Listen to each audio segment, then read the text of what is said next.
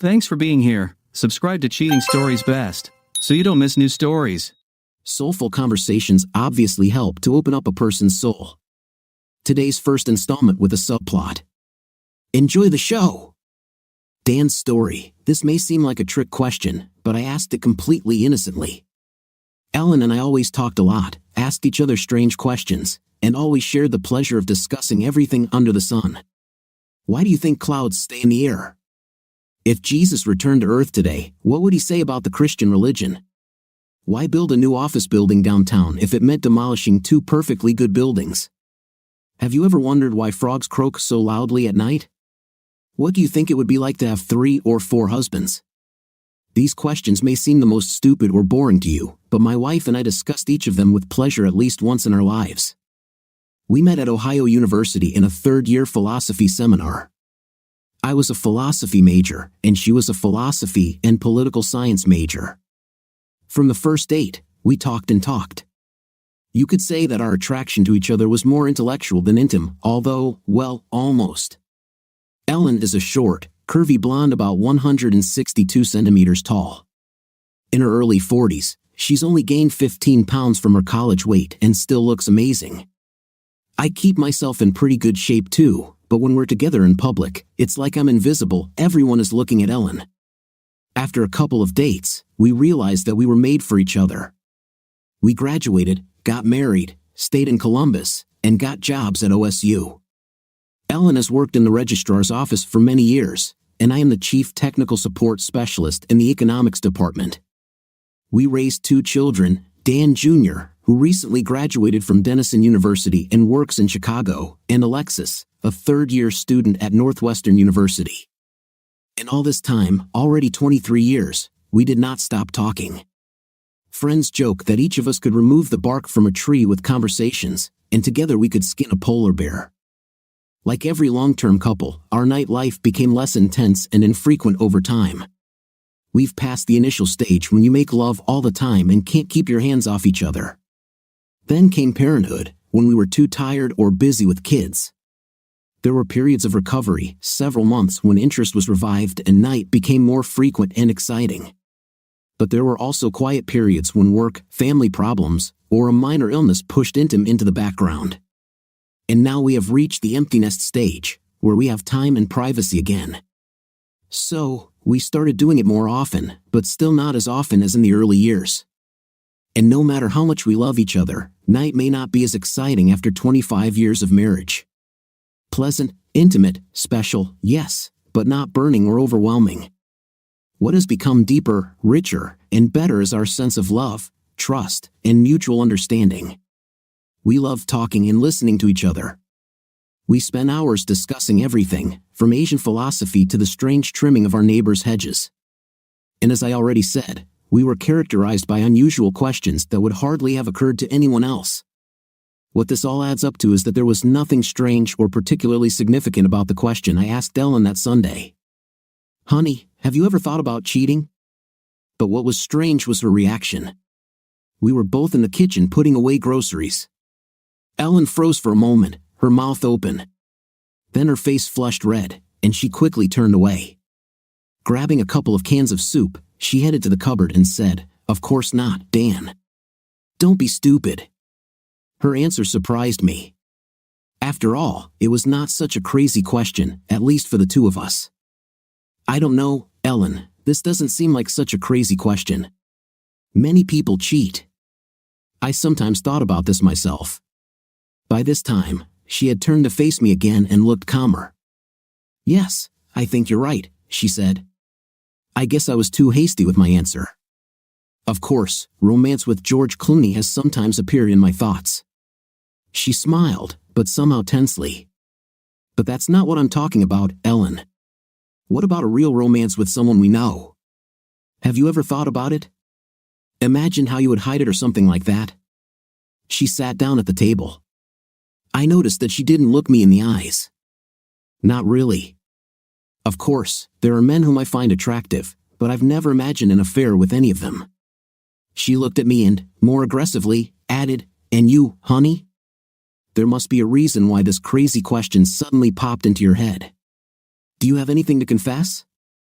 I laughed. No, Ellen, I am pure before you, at least in terms of an affair. But sometimes I daydreamed.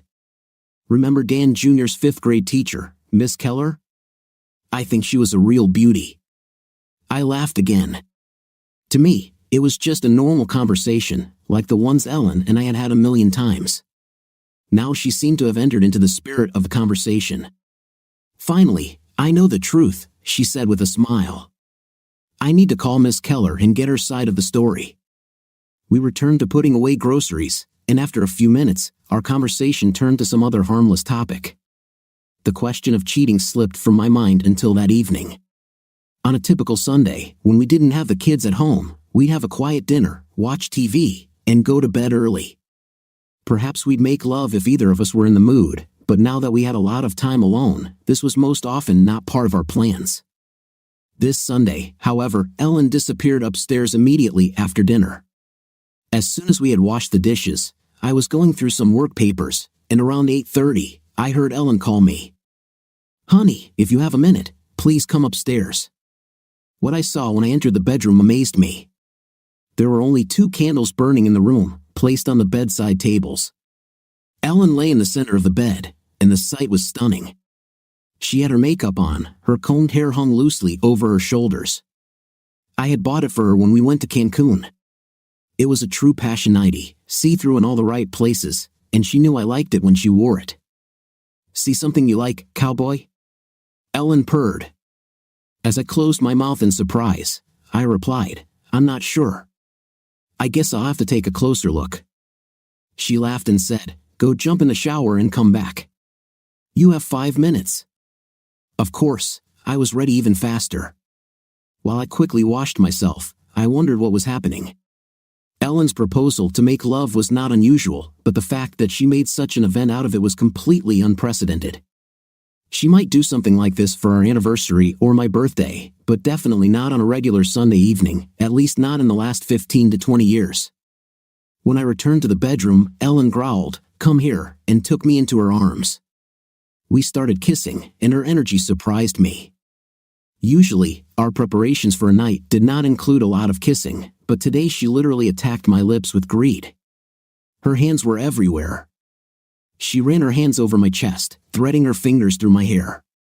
When I slid my hands under her nightie and along her back, she made a sound and pressed her and me, moving them back and forth across my chest. It was very unusual, she hadn't been so easily aroused in years. And suddenly, it had happened several times in the past month. Our caresses continued, and Ellen was more assertive than I could remember. She took off her nightie and slid over my body like a cat, making sounds of pleasure. I stroked her back, chest, hips, everything I could reach, enjoying what she was doing. As she slid down, it became clear that I was in for a treat, which was rare for Ellen. When I say rare, I mean it happened no more than twice a year. It soon became obvious that this would be the best pleasure of my life. I leaned back, trying to catch my breath, feeling the sweet thrill of complete satisfaction and relaxation spreading throughout my body. Wow, I said. What was that, honey? The intim has been amazing lately, but today you were just obsessed. She pressed herself against me, rubbing her large breasts against me again. Just thought it was time to remind you how much I love you, Dan. Well, I'll be honest, I replied. I'm not sure yet that I completely remembered everything. Maybe you can remind me again in an hour? She laughed and said, of course. They say that memory is the first thing to go. We snuggled close to each other and dozed off for a while.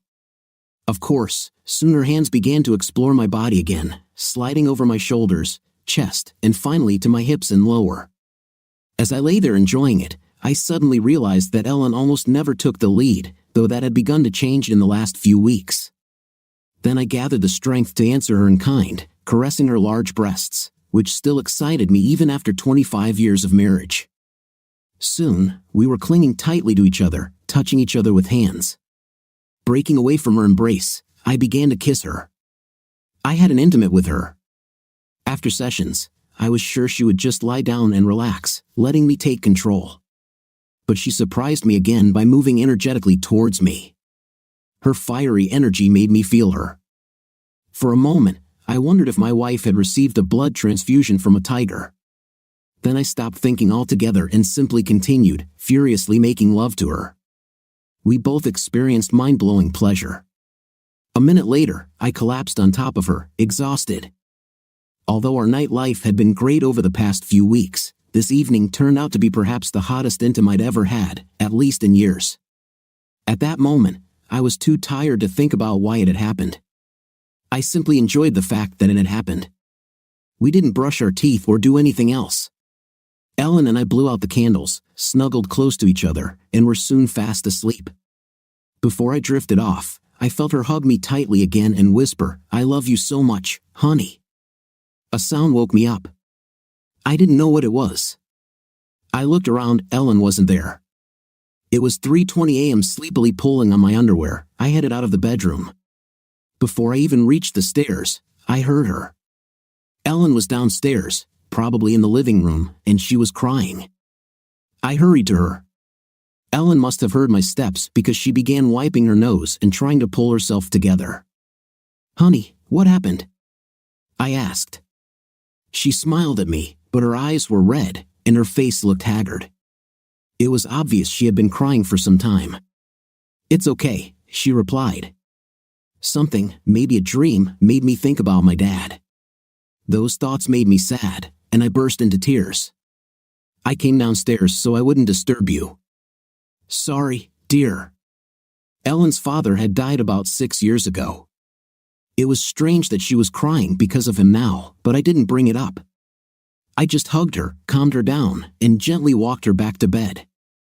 The next day at work, I couldn't find peace.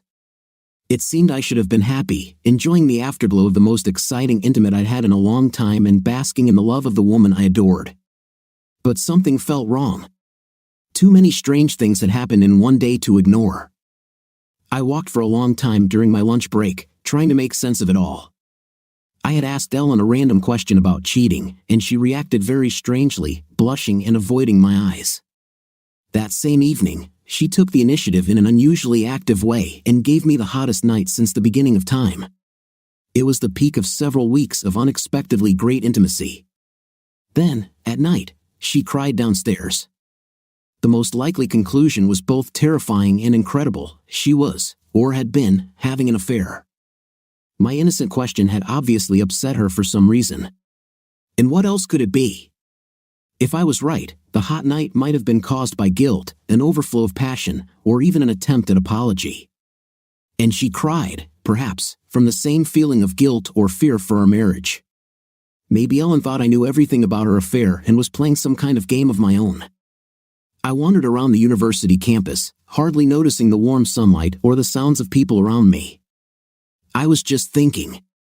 Ellen and I had a good marriage, a strong marriage. I'd never cheated, and I never thought she would. In the early years of our marriage, we knew a couple who practiced partner swapping. Of course, Ellen and I discussed it at length, as we did with all topics, from anchors to Zeus. We both acknowledged that we occasionally met people of the opposite intim who we found attractive. But neither of us ever wanted to go near cheating or swapping partners. Night with only each other was the price we were willing to pay for love and trust in a monogamous marriage. Considering how emotional and strange Ellen had been yesterday, it seemed unlikely that my random question had awakened feelings of guilt over a long-standing infidelity. If her reaction was caused by an affair, as unlikely as it seemed, then the affair must have been recent. I also couldn't believe she could have had some kind of long-term affair without me noticing anything. Like I said, Ellen and I talked constantly about everything. We knew each other like the backs of our hands, our habits, friends, favorite foods, political views, favorite beers, hobbies, and sports interests. I even knew her underwear size, just as she knew mine. It's hard to believe I could miss something like an affair. On the other hand, what about her suddenly increased level of intimate arousal over the past month? The next question was, what should I do next? I didn't want to go home and question Ellen, both because I had no evidence and because I might be wrong, which would anger her. For the time being, I decided that I had only one option: remain silent and be very, very attentive. As it turned out, I didn't have to wait long. That night, I came home to find Ellen finishing up a wonderful dinner: fried chicken, mashed potatoes, green beans, French bread, and white wine. The table was covered with a tablecloth, and candles were burning. Everything looked and smelled amazing, and I told her so as I hugged and kissed her. "What's the occasion, Ellen?" "This is wonderful," I said. "I just wanted to show my husband that I still care about him," she answered easily, though at the same time there was a faint tension in her face, even as she smiled at me. "Well," I said, "you know what they say, the way to a man's heart is through his stomach. Although, personally, I've always thought there was another way, and you found it yesterday." She laughed and replied, "Maybe I'll find it again soon. Now sit down, the food is ready." We enjoyed dinner, but Ellen still looked tense. I tried to cheer her up by sharing stories from my day at work, including the crazy antics of some of my employees. She listened, but absent-mindedly. "Can I thank you for this wonderful dinner by treating you to some ice cream?" I asked when we finished. "No, thanks, honey. I've got blueberry pie waiting for us in the kitchen," she said, disappearing to retrieve it. I thought to myself, this is getting weirder and weirder. She must have left work at least 2 hours early, gone to the store, baked a pie, and cooked this entire dinner. What in the world was going on? After dinner, I took her hand, and we walked into the yard, enjoying the evening breeze and the fading summer light. "Ellen, you're treating me like a king, and I want you to know how much I love it. Both in terms of intimate and cooking, you're my number one," I said. She smiled, hugging my arm tightly. "Dan, you're my number one in every category. I love you so much." I led her to a bench, and we sat down. After a moment, I continued, "But darling, as much as I've enjoyed last night and today, I can't help but wonder, what's this sudden surge in attention all about? Is something bothering you?" She looked into my eyes, trying to smile. "No, honey. Nothing." "Is it true?" I asked. "It's true," she replied. "Exactly?" I repeated, looking intently at her. "Exactly," she answered again, her smile faltering slightly. "Are you sure?" I said for the third time, emphasizing the question and still holding her gaze. "I'm sure," she said again, but suddenly burst into tears. She clung to me, sobbing as if her heart was breaking. I hugged her and tried to calm her, though I was filled with anxiety myself. Finally, her sobs subsided, and I said gently, "Come on, Ellen. You can tell me anything. I love you." She looked at me with wide eyes. "Dan, I don't know if you'll still say that after you find out." She moved away from me on the bench and covered her face with her hands. I waited patiently. Eventually, she straightened up, her voice even but her gaze averted. "Dan," I said, "don't be stupid." My words sounded suspiciously guilty even to me.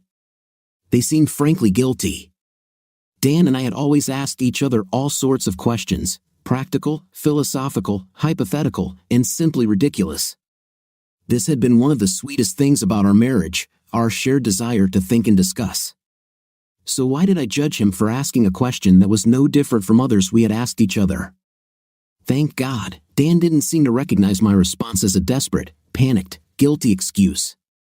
He continued the topic for another minute or two, but without much interest and certainly without putting any pressure on me. Gradually, I realized this was just another random question and not some veiled test by a suspicious husband. My heartbeat returned to normal, and within minutes we were talking about other things. But the question didn't leave my mind. In fact, it lingered for more than 2 days, almost constantly over the past few weeks, to be precise. I loved Dan. I loved him very much. After several failed college romances, I met him in my 3rd year at Ohio State University. After just 3 dates, I knew he was the one.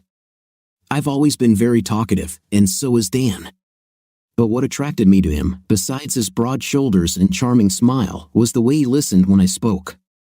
He listened to me as if I were the smartest and most interesting woman he had ever met. He took my thoughts seriously, so seriously that if he didn't agree, he always engaged me in an argument. Even my favorite teachers at school hadn't shown me that level of respect. And the best part?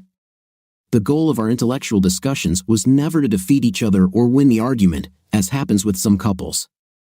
For us, it was always about the pure pleasure of exchanging thoughts and opinions. Our first dates, lunches and dinners, were filled with conversation, even more than food. Of course, there came a time when our dates involved less talking and much more intimate. When we first made love, the care and attention Dan showed in conversation carried over into our physical connection, which I found incredibly arousing. He liked to look at me, touch me, and give me pleasure. He clearly liked my large breasts, and the fact that I was more curvy than thin didn't bother him at all. I've never been too active in bed. I've always preferred when the initiative came from my partner, though I certainly enjoyed and responded to his actions. Dan was the first man in my life who spent enough time understanding what I liked and truly turning me on. Once we figured it out, our night life became amazing. I couldn't get enough of him, and we were like rabbits for the first few years. Then the children came, first Dan Jr., and then Alexis. The years full of joy from raising them also became years when time spent just the two of us faded into the background. We had less time and energy for each other, both for making love and for discussing things like how to lay a lawn in the backyard. We tried to occasionally take vacations to spend time together, and these always recharged our emotional batteries. Intim was no longer as hot or almost desperate as before, but we knew each other well and knew how to give each other pleasure. We strive for this. Since Alexis left for college, we've had more time and privacy. Our time together has become especially enjoyable. At 45, we're both still quite young, and some of the spark has returned to our love life. Of course, it's not the same as when we were 20, but nothing compares to this age. The day my life started to fall apart was the day of a party on my friend Emily's terrace. Emily and I have worked together at the front desk for many years. She's a pleasant widow in her 60s, very close to her large family. There were many friends and colleagues with their spouses at the party. Dan and I knew almost everyone, and we were just having a good time when Emily approached us with a tall man. "Dan, Ellen, let me introduce you to Chris Doby, my nephew. Chris is a graduate student in anthropology who just started this year and is living with me," she said. It was like a cliché, like a bad movie. My knees buckled, and my heart began to beat so loudly it seemed everyone on the terrace could hear it. I felt my face turn red. Only 5 seconds had passed from the moment I saw this young man, and I already experienced intimate attraction like I had never felt in my life. Dan shook Chris's hand, and I barely managed to say hello, trying not to give myself away. Chris was about 35, tall and handsome, but not the type to literally take your breath away, at least not to most women. He looked fit, athletic, with a natural masculine charm, but not one that would make all the women on the street turn their heads unless I was driving. To this day, I don't know why I reacted to him that way. It was as if he was emitting some kind of pheromones that bypassed all the other women in the room and went straight to my brain.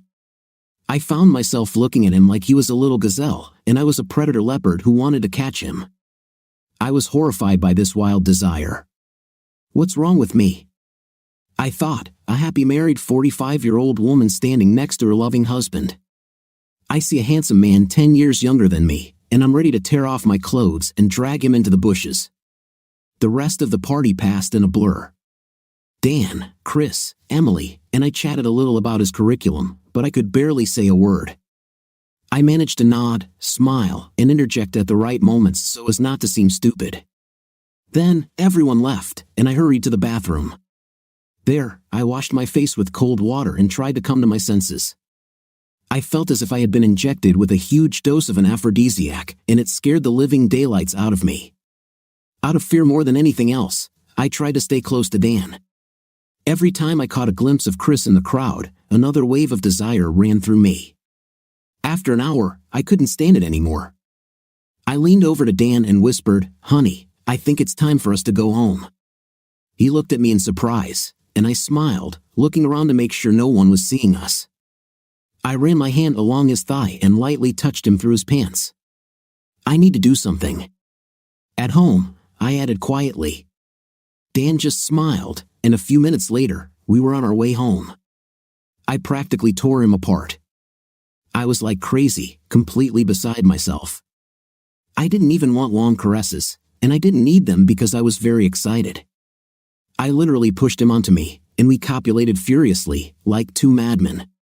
Dan didn't know what came over him, but he was clearly enjoying himself. Wow, he exhaled, barely catching his breath. Did a truck hit me, or maybe an ambulance would be better? I think I'll need it. I didn't say anything, just smiled and kissed him. I was still burning with desire, and after a few minutes, I lowered myself to please him, preparing him for the second round. That night, we made love. We almost made it to the fourth, but Dan couldn't get hard enough to have a night with me, so I gave him pleasure instead. The next day, Dan asked me several times what caused his sudden luck. Of course, I couldn't tell him that the reason for my burning desire was Chris. I simply smiled mysteriously and said, sometimes a girl suddenly realizes what a treasure she has and feels gratitude for it. This, of course, was not entirely true, but it made Dan happy and helped deflect the question that I did not want to answer. Over the next few weeks, Dan continued to benefit from my reaction to Chris. From our usual 2 or 3 times a week, we suddenly began making love almost every evening, and I was more involved in the process than I had been in years. We tried forgotten positions, spent more time caressing, and simply aroused each other more. In my head, of course, I was making love to Chris. Dan probably wondered what was going on, but we were both so happy with each other that we didn't talk about why. And all this time, I continued to think about Chris, wondering and worrying. I tried to understand why I reacted so strongly to him, with such passion that I had never experienced before, and I was afraid that this might happen again. After all, he lived in Columbus with Emily, and I could meet him at any moment. One day, I saw him.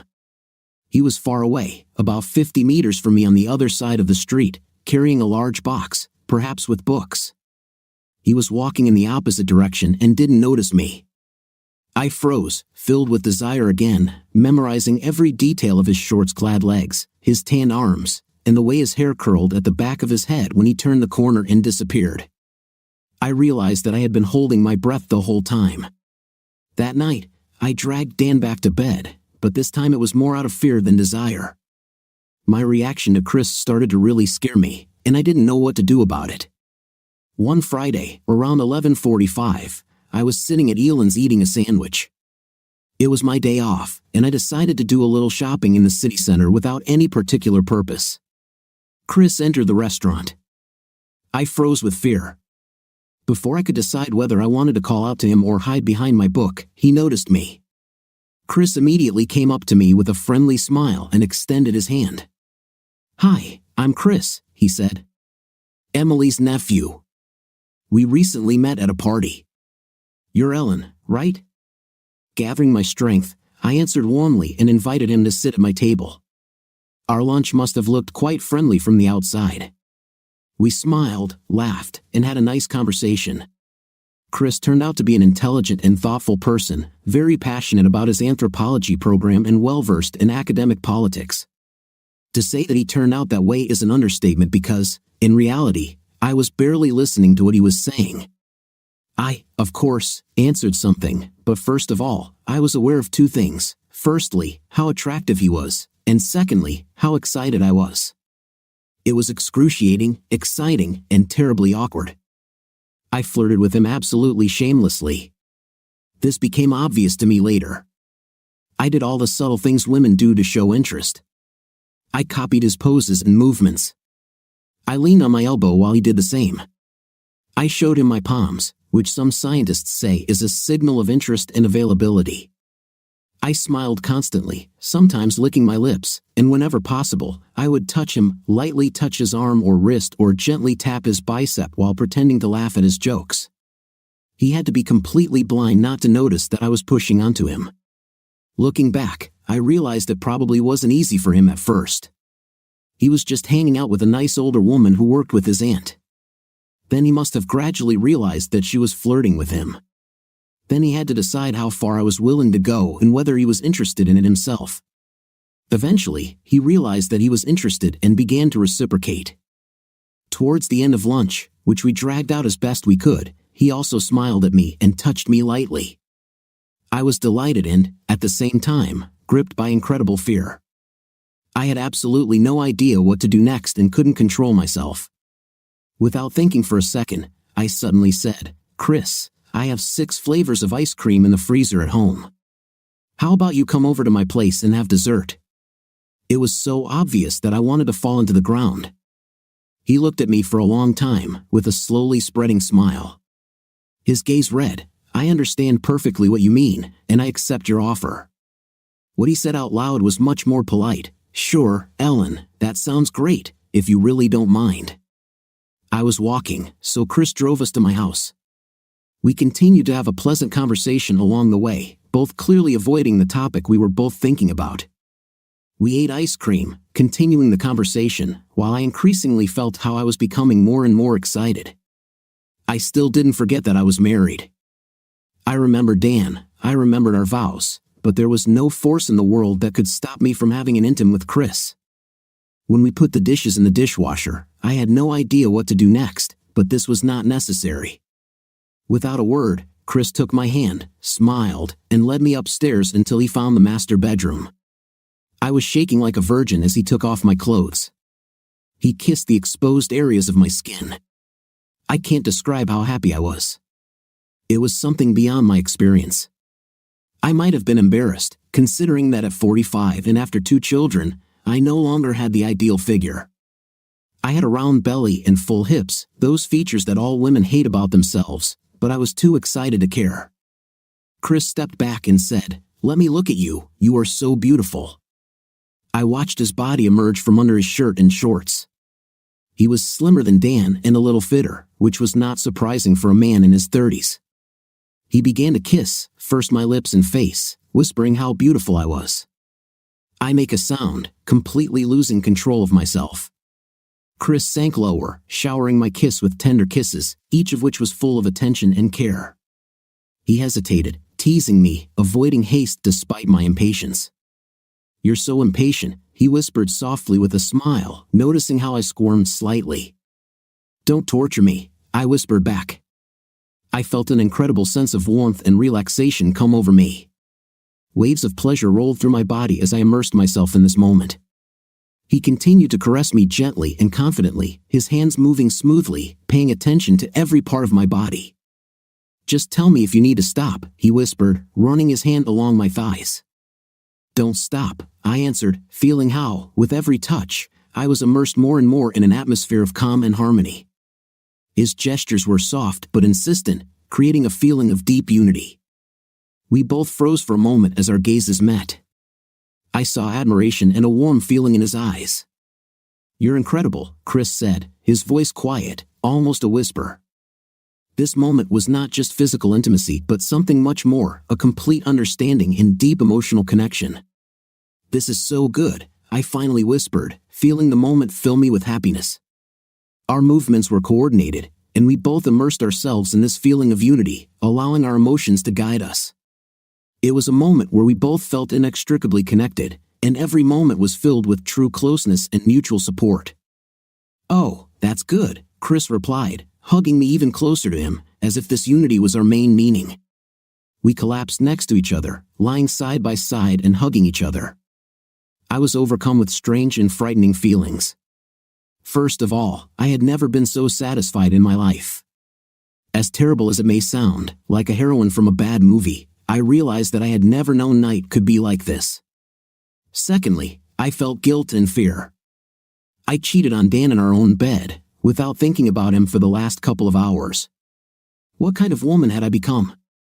Was this all he deserved after all the years of our love and loyalty? Would he find out? If she finds out, will it be the end of our marriage? And thirdly, despite all this, I wanted more. I wanted Chris again. I was exhausted, but I knew we weren't done yet. If he didn't get aroused on his own soon, I would stimulate him because I knew nothing would stop me from having intim with him again. After a few minutes, Chris opened his eyes and smiled at me. "You're the hottest woman I've ever met." I smiled back and said, "That's because with you, I become the prettiest woman in my life. I hope there will be more of this." He nodded slowly with feigned seriousness. "You can count on it," he replied in a playful, deep voice. Around 3 o'clock in the afternoon, when we were resting after the second round, I remembered that Dan had to work late. He wouldn't return home until 8 o'clock in the evening. I realized with a sense of relief that I wouldn't have to rush to get Chris out, clean the bedroom, and shower in time. We had another 3 or 4 hours together. Chris ended up having a night with me 4 times before he left, not counting the time he spent pleasuring me and me pleasuring him. Each time was different. The first time was incredibly intense and physical. The second time was slow and gentle, exploratory. It seemed like we were at it for an hour, but in reality, it was probably about half an hour. The third time began with us allowing ourselves to become completely immersed in the sensation of each other. I touched his body tenderly, as if exploring every curve and muscle for the first time. His skin was warm, and I enjoyed the physical contact, which felt both new and familiar. My every movement was imbued with a desire to feel him closer, deeper, as if through these touches, I wanted to express all my emotions. He also answered me. His hands gently touched my body, awakening in me more and more warmth and desire. We slowly succumbed to this wave, as if in a dance where every step was meaningful and important. Our movements gradually became more rhythmic, as if we were trying to synchronize not only physically but also emotionally. When we felt we were ready to take it to the next level, I suggested he change his position. Kneeling down, I rested my shoulders on the bed, letting him lead. This position was one of my favorites. It allowed me to completely relax, surrendering into his hands.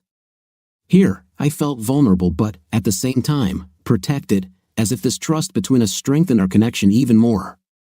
Chris seemed to understand this and acted with extreme caution. He slowly ran his hands along my back, then along my thighs, stopping at each area as if memorizing my reactions. His touches were warm and careful. They were in no hurry, and allowed me to enjoy every moment.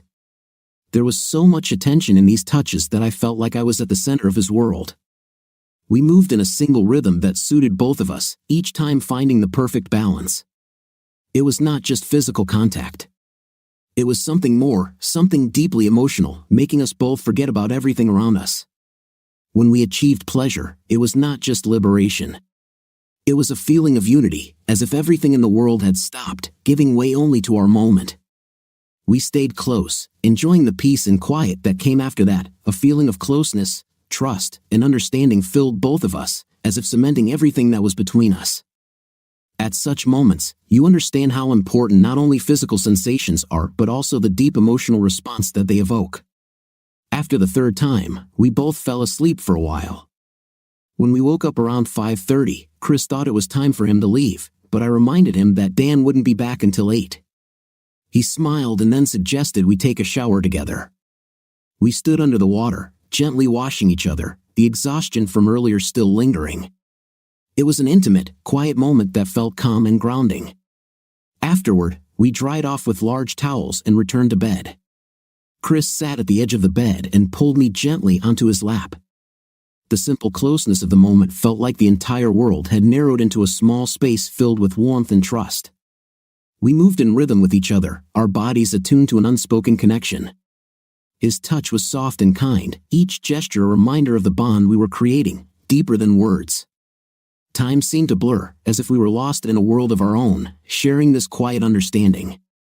His hands supported me, guiding me with a care that felt almost protective, and I wrapped my arms around him, feeling his steady presence.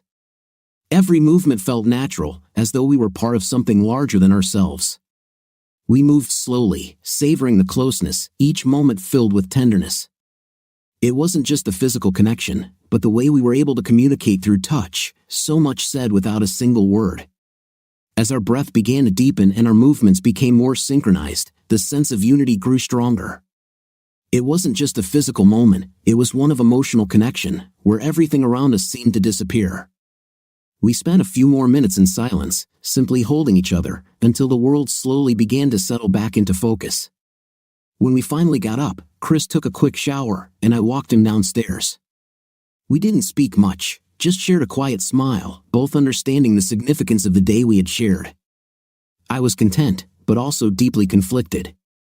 The connection I had felt with him was undeniable, yet it made me question everything about my marriage. After he left, I returned to my routine, feeling the weight of the emotions I was now carrying. As I prepared breakfast for Dan the next morning, guilt and excitement collided within me. How could I have done this? Yet, there was a part of me that felt alive in a way I hadn't in years, a part of me that was drawn to the feelings Chris had awakened. I couldn't deny it, even though I knew how wrong it was. Dan came down and noticed my cheerful mood.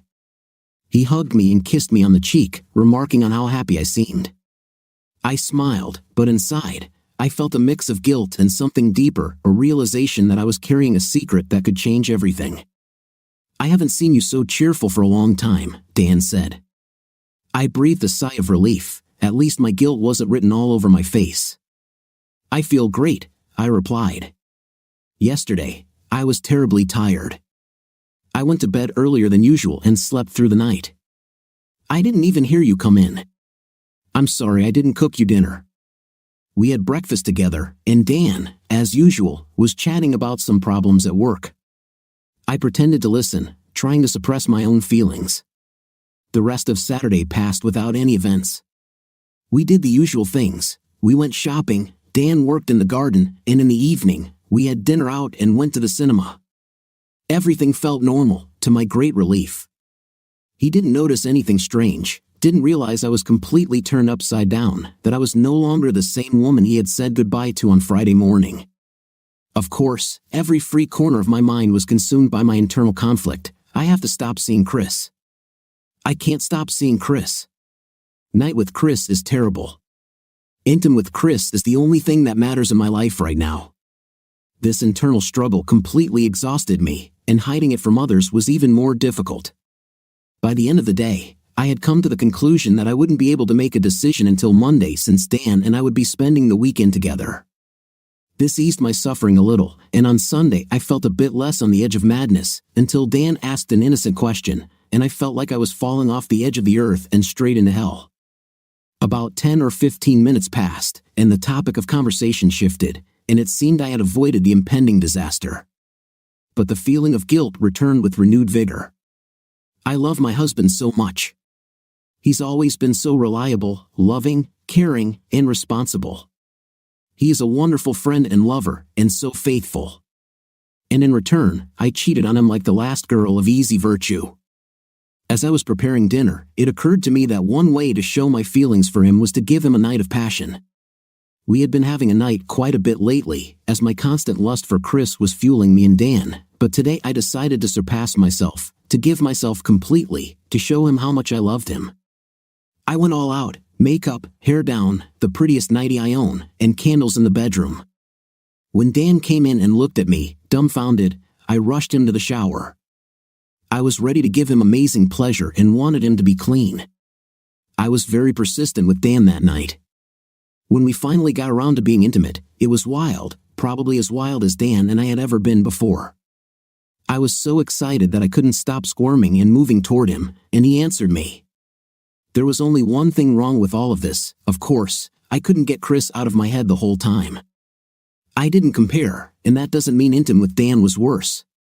Night with Dan is always wonderful, and our love, trust, and intimacy are an integral part of that. That night with Dan was one of the most exciting and satisfying experiences we've ever shared together. But my intimate with Chris, 2 days ago, was mind-blowing, over the top. And I couldn't stop thinking about Chris.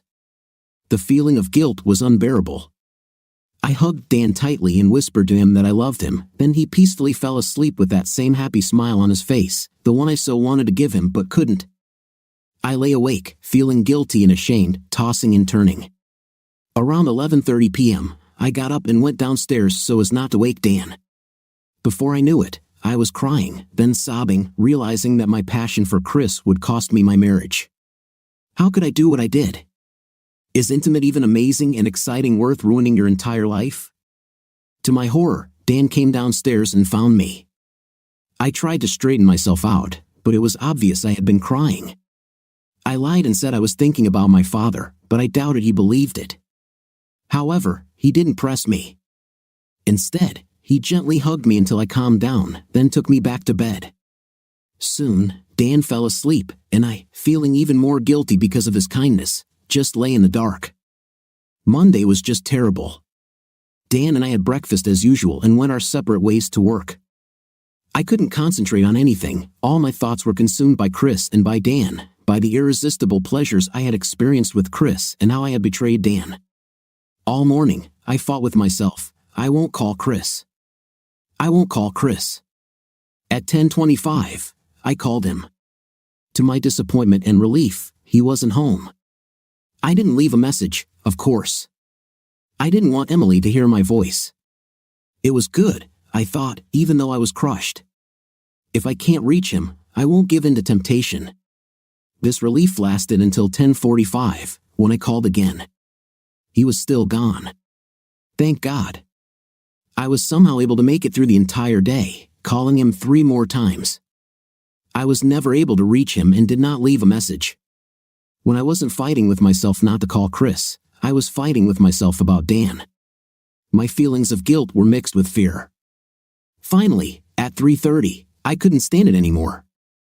I told my manager I wasn't feeling well, and she allowed me to leave early without much objection. I ran to the store, bought ingredients for a special dinner, then went home and started cooking. I baked blueberry pie, Dan's favorite, and then prepared a nice dinner of his favorite foods. Apparently, I was so excited and desperate that I didn't notice how suspicious all these signs of attention might appear. I just knew that I was scared, that I loved him, and that I wanted him to understand this. Looking back, I see how foolish it was. We had a nice dinner, and he appreciated it, but after dinner, as we walked around the backyard, he started asking me questions about what was going on. He was kind, as always, but persistent. He didn't give me the opportunity to evade. It was probably obvious to him that something was bothering me. Finally, I couldn't hold back any longer. All the fear, tension, and worries inside me burst out. I started crying, and he hugged me, trying to console me. But then, I jumped off the cliff. I couldn't stop myself. Dan, I slept with Chris. There was a long, long silence. Dan just stared at me, his face expressionless. His jaw didn't drop in shock. Apparently, he already suspected something, although he probably didn't know anything about Chris. I couldn't hold his gaze and turned away. My body felt like it was ready to explode. I was overwhelmed by 2 thoughts. First, I was scared to death that my marriage had just ended. Second, I realized that I had just done the only thing that would ensure I would never see Chris again. This made me both relieved and desperate. There was now no way Dan would allow me to continue my relationship with Chris unless he decided to get a divorce and leave my life. So, my romance, if you can call it that, was over. But at what cost? When Dan finally spoke, I could hear that he was having a hard time maintaining his composure. Do you want to tell me how it was? Dan, yes, I'll tell you. Just please don't forget how much I love you, I said, starting to cry again. I ruined everything. I know it, and I'm so sorry. But it's not because I don't adore you. This time, he let me cry without hugging me. I couldn't blame him for that. When I calmed down a little, he said, "Well?" I wiped my face. It only happened once. On Friday, we met by chance in a store in Elgin and had lunch together. Then we came back here for ice cream and went to bed. I fell silent. Dan was just waiting. I didn't know how to explain this. Dan, I've never cheated on you before. I swear. I didn't even allow myself to flirt. But when I met Chris at Emily's party last month, something about him struck me. I felt some strange, instantaneous impulse. This has never happened to me, seeing a person for the first time and being so excited. You remember how I dragged you home for a night then? Well, I'm ashamed to admit it, but Chris's idea turned me on at the time. Dan was still speaking in a calm voice. So, this is what all those amazing weeks of intimate were all about? I lowered my head. Mostly, it was like a fever that took over me from the moment I met him. I couldn't stop thinking about him. I haven't seen him since that party, just briefly on the street, and then on Friday, we bumped into each other completely by accident. I raised my head and looked at my husband. I was amazed at what I saw. His face and body were tense, as if he were using all his strength not to break down. There was an icy rage in his gaze that far surpassed the rare outbursts of anger I had seen from him over the years. I knew he would never hurt me, but he looked like he could kill me with his bare hands. Maybe you can tell me about Friday? His voice was barely audible. I knew I was on very thin ice. My husband deserved complete honesty. It was the least I could give him. But at the same time, I understood that our marriage could depend on how I told this story. It was my fault, Dan, fully. It's not Chris's fault. I started this over lunch, and he just gave in. I invited him home myself. What do you mean, started it all? Could you please clarify? Dan's voice was harsh. His sarcasm cut to the heart. It's just like at Emily's party. I was turned on just by his presence. I didn't plan on this. I didn't plan on seducing him, Dan. I didn't plan anything. It was like I had lost my mind. I flirted, smiled, and often touched his hand when he joked, all these little things women do to show they're interested. I'm so sorry. Yes, you say that all the time. Continue. His voice was cold. I felt a growing fear. Dan, maybe we should save the details for another time, when we're both calmed down. No, damn it. Suddenly he shouted at me. I want to know all the details right now. I want to hear everything so I can decide what my life will look like next. I waited, trembling with fear, until he said more quietly, It's okay, Ellen. You know I will never hurt you, but I need to know everything now. Inside, I sighed heavily. I saw no other choice but to continue. By the end of lunch, I think Chris realized I was flirting with him. When I invited him over for ice cream, we both knew what it meant, night. So, he drove me home, we ate ice cream, and then we went to bed. He insisted. Oh, Dan, what do you want me to say? How did it go, my dear wife? Did he treat you well? How many times have you done this? Does he have more than me? Does he use his body parts well? Have you learned any new positions? When's the next time you're going to have an intim with him? Are you going to leave me? I gasped. Oh my God, Dan, there will be no next time, and I will never leave you unless you kick me out. I love you and always will. It was something crazy, unintentional, for which I am ashamed. I don't want to be with Chris. I want to be with you. What I said was true, of course. I didn't mention that the only reason I wouldn't be with Chris again was because Dan now knew about it. I looked at him. He relaxed a little, just a little. Fine, then. Tell me about the intim. Tell me how you had an intimate. I was silent as long as I could. Then, I started speaking. Dan, I'm sorry. The night was very exciting. I told you that I felt this crazy attraction to him from the very first time I saw him, and it turned me on a lot. We did it 4 times in different positions. Then he left. All this was true, but not the whole truth. I would have died before I let Dan know the whole truth, that this intimate was amazing, incredible, beyond the realm of possibility. No matter how events developed further, he did not need to know this. I remained silent, hoping he would not press for further details, but I was unlucky. So, was it better than night with me? Oh my God, I thought. It was better than anything. Better than intim in heaven. This was different, Dan. It was the first time with someone other than you in 25 years. It's just exciting, a new partner whose body is unfamiliar to you, whose reactions you don't know. And, like I said, I had this crazy attraction to Chris. But I love the way you and I make love. I am as satisfied as a woman can be. Wasn't last night amazing? Yes, actually, Dan replied. But since we're talking about it, what happened yesterday? Was it intimate to make amends, a little compensation from guilty Ellen for her sins? Or were you just testing out what it would be like to have a night with Dan while thinking about Chris? His voice became cold again, full of anger. No, honey, I answered slowly, trying to be as clear as possible. Yesterday, I wanted to show you how I feel about you, like tonight's dinner was a sign of that. It was my way of saying I adore you. You are the only man for me. I want to give you all of me. And I admit I was scared to death about what I had done, scared to death that I was going to lose you. I like it, he replied sarcastically. You're the man for me, just not the only one, right, Ellen? He stood up abruptly and began nervously walking back and forth across the yard. I waited, afraid to say or do anything that might make the situation worse. He walked, clenching and unclenching his fists. You could see from his body how angry he was, even though he didn't say anything.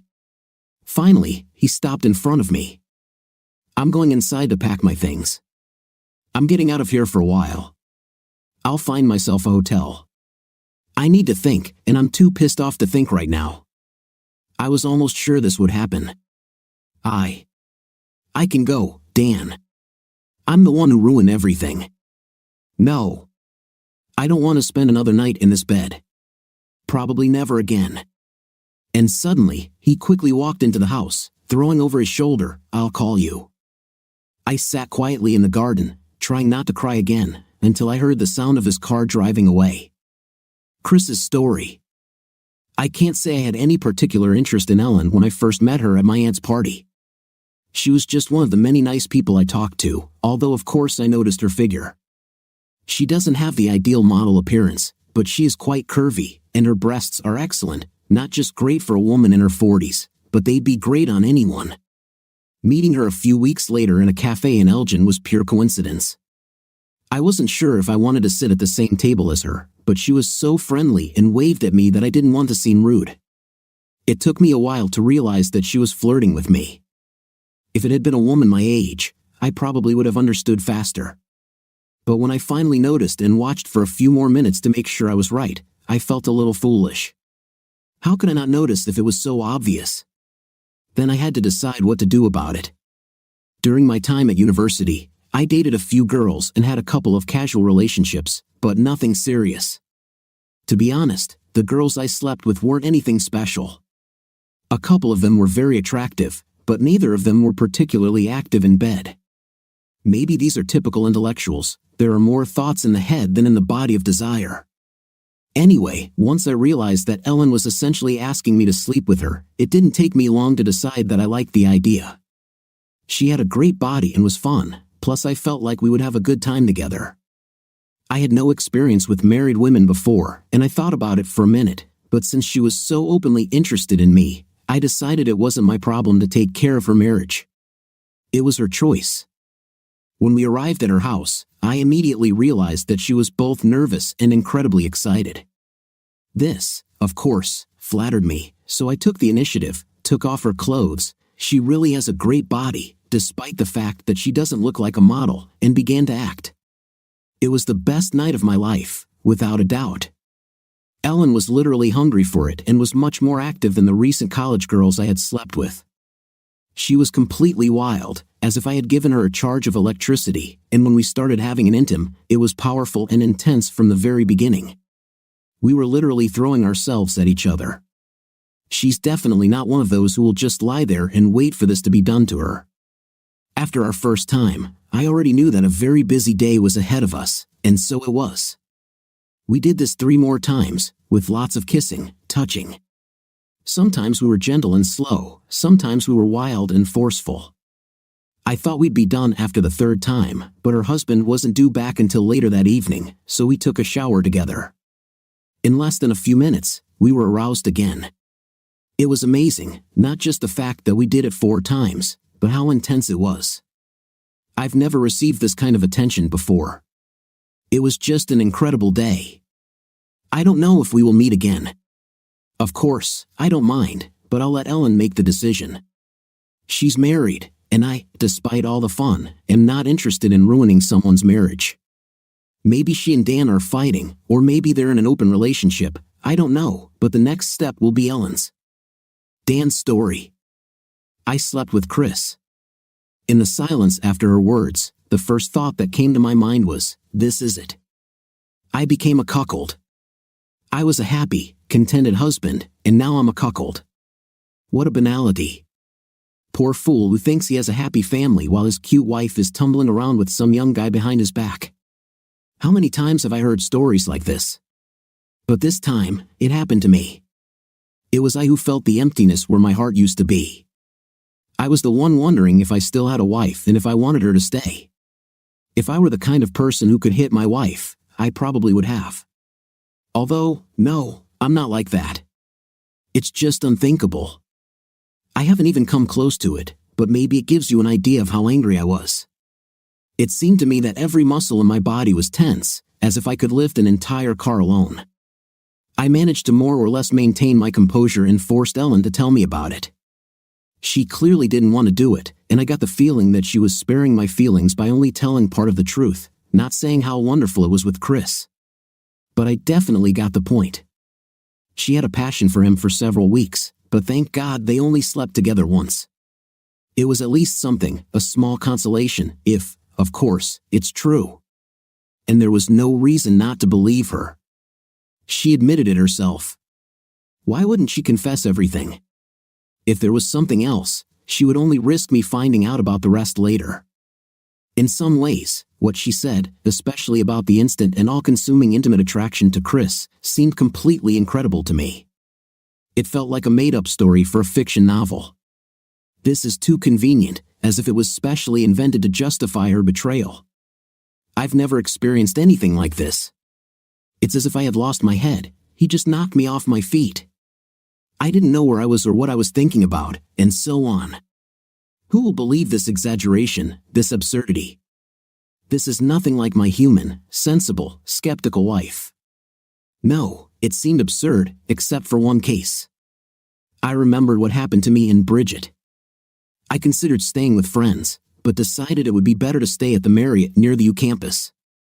It was convenient, personal space, the ability to walk to work, and most importantly, I wouldn't have to tell my friends about my situation and see their sympathetic faces full of pity, and perhaps a secret feeling of superiority. I checked into my room, then went down to the bar and quickly drank 3 beers, hoping they would help me sleep. Unfortunately, they didn't. You wouldn't believe how long the night can seem, especially between 3 a.m. and 7 a.m., and maybe especially when you're thinking about the fact that your wife cheated on you and maybe your marriage, the one you thought was happy, has come to an end after 23 years. When the one you love most in the world suddenly deprives you of your peace of mind, it feels like a stab in the back or in the heart. Perhaps it's like being stabbed in the heart from behind. Either way, it was a long night. The next morning, despite being tired, I gathered my strength and went to work, firmly deciding to get through this day without telling anyone about my problem and without showing how bad I was. In general, I succeeded, although a couple of people asked what was wrong with me. I said I just didn't get enough sleep, and that was enough. After lunch, I called a friend of mine who works at the U Counseling Center. I briefly outlined the situation and asked him to help me find a therapist I could talk to. He said he would call back. An hour later, he called and said that he had arranged a meeting for me with Arthur George, a private psychiatrist in the city center. He does a lot of marriage work, Dan, so if you and Ellen ever decide to go to marriage counseling, he'll be a great specialist. When I walked into Arthur George's office, I immediately liked him. He was older than me, about 55 years old, but he was not at all prim. We immediately switched to you, and his warmth and kindness were felt so much that it became easier for me to talk to him. At his request, I briefly talked about my past, my history with Ellen, the children, and so on. Then we moved on to the main reason for my visit. I don't cry often, and I was sitting in front of a complete stranger, but for the next 20 minutes, I couldn't hold back my tears. I told him about the events leading up to Ellen's confession, the confession itself, and what happened after. I talked about how empty I felt, like there was an emptiness inside of me, about how I couldn't imagine ever feeling the way I did before for my wife again. I used to trust her, Arthur. I felt safe with her. I knew there was an understanding between us, that no one could come between us. And now I see her with him all the time. I see her lying in bed with Chris. My mind just can't stop showing me these images. I see how greedily she gives him pleasure. I see how they do it, and she screams. I see him hitting her. I fell silent for a moment, overwhelmed by these thoughts. Arthur simply waited without interrupting, expressing sympathy with his eyes. Ellen tried to downplay how good the intimate with Chris was, but she was honest enough to make it clear that it was very exciting. Who knows? Maybe she's already looking forward to next time. Even if she doesn't, it won't be because she doesn't want to, but simply because she knows that this will be the final end of our marriage.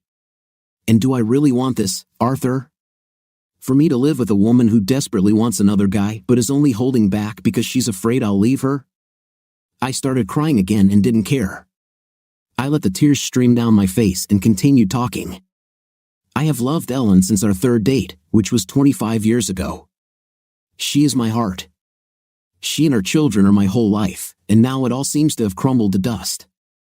Arthur waited a moment, then asked quietly, Dan, do you know how Ellen feels right now and what she wants? She says she loves me, I replied. I think I believe her, and I think she feels guilty and ashamed for what she did. And of course, fear.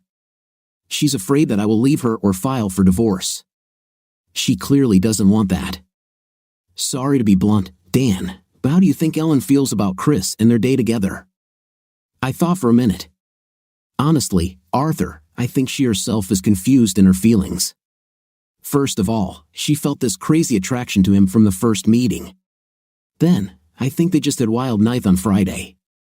Even if she tried to play it down a little, so as not to hurt me so much, he probably completely turned her world upside down. If I had to guess, I'd say she's dying to sleep with him again. But like I said, the only thing that can stop her is the fear of losing me. Arthur looked at me with sympathy. And she'll lose you, Dan. I looked at him sadly. I don't know. I love her, that's for sure. And the prospect of living alone in a small apartment, rebuilding my life from scratch, does not appeal to me at all. But how can I just go home? What should I say? Hello, darling, I'm back. All is forgiven. How can I make love to her again if every time I close my eyes, I see her with Chris? And how can I trust her? What should I do when she stays 10 minutes longer than usual or says she needs to go somewhere? We sat in silence for several minutes. I felt Arthur's warm and sympathetic gaze on me. We'll wrap up for today in a few minutes, Dan, but I want to ask you one question. Everything you've said is completely understandable. You feel pain because you were in a happy marriage, and now your wife has cheated on you, and this has brought you suffering. But you don't seem as angry as one would expect in such a situation. Why do you think that is? Well, of course, I feel angry, Arthur. When I think about what Ellen did to our marriage, the damage she did that can't be undone, I get really angry. But you're right. Maybe I'm not as angry as I could be, and I'm pretty sure I know why. I need to tell you about a woman named Bridget. Okay, Dan, we need to stop for today. Can we meet in 2 days at the same time? I thanked him, genuinely feeling a little better, and left the office. Arthur's story. I liked Dan right away. Therapists don't always like their patients. Some of the people we try to help can be quite unpleasant, although, of course, we do our best for them. But Dan is a man who knows himself well and feels quite confident in his world. There is a kind of dignified, calm strength about him, without an ounce of arrogance or self-seriousness. On the contrary, even in the face of the intense pain associated with his wife's admission of infidelity, his sense of humor was obvious. 2 things became clear to me even before the end of my first meeting with Dan. Firstly, he is not a person with any deep psychological problems. On the contrary, he is a fairly happy and well-adjusted person who suddenly faces a serious blow. Figuratively speaking, he has been hit by a bus. He will need to overcome this pain and decide how to move on with his life, but his personality does not need serious correction or treatment. Secondly, he had, or at least has, a strong and loving marriage. Most people who cheat on their spouse do so out of internal pain or frustration in a relationship where serious problems have accumulated. In such marriages, there is almost always a loss of connection between partners. Communication is destroyed, and the feeling of intimacy disappears. In these cases, it often happens that the marriage cannot be saved. Sometimes, on the contrary, the shock of betrayal opens up the opportunity for better communication and restoration of relationships. But Ellen's infidelity occurred within the confines of a fairly strong marriage, as I understand from Dan's words. Although it's too early to tell, Dan, I hope their relationship can be repaired. I don't know Ellen yet, but from Dan's stories, it seems like divorce would be a real blow to her, and for Dan himself, it would be a heavy blow. He loves her, and their marriage has brought him a lot of happiness. The main difficulty, both in the short and long term, is whether they can both get over the pain that Ellen caused Dan.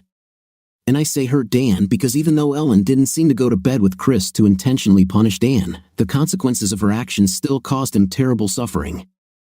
It appears that Ellen already realizes, at least in part, what she did to Dan, but she still has a lot to do to make him feel like he can return to her. To some extent, even if only symbolically, she must atone for what she did to Dan. Both of them must work to create a new foundation of trust, which will not be an easy task. It may be even more difficult if Dan is right, and Ellen is still attracted to Chris and may be tempted to pursue a relationship with him. If she refrains from taking this step just because she loves Dan, her continued desire for another man could poison their marriage, even if she doesn't cheat again. The last thing I'm concerned about is Bridget's story that Dan mentioned. The fact that memories of her soften his anger at Ellen suggests that Bridget is somehow connected to the situation. However, the lack of guilt in his words when he mentioned her suggests that this was not the woman with whom he himself cheated. Any other speculation is still premature until I know more. Ellen's story. No, I don't want to spend any more nights in this bed. Probably never again. Thus ended our terrible discussion that began with my confession that I had slept with Chris. Dan entered the house, packed his suitcase, and left. I did what you'd probably expect. I cried for half the night and then tried to pull myself together to get through the next day. Luckily, the day was completely routine because I couldn't concentrate on anything.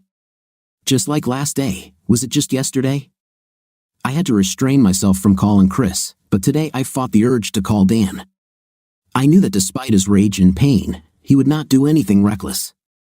I was sure that he would get in touch, at least to let me know where he was and that he was okay.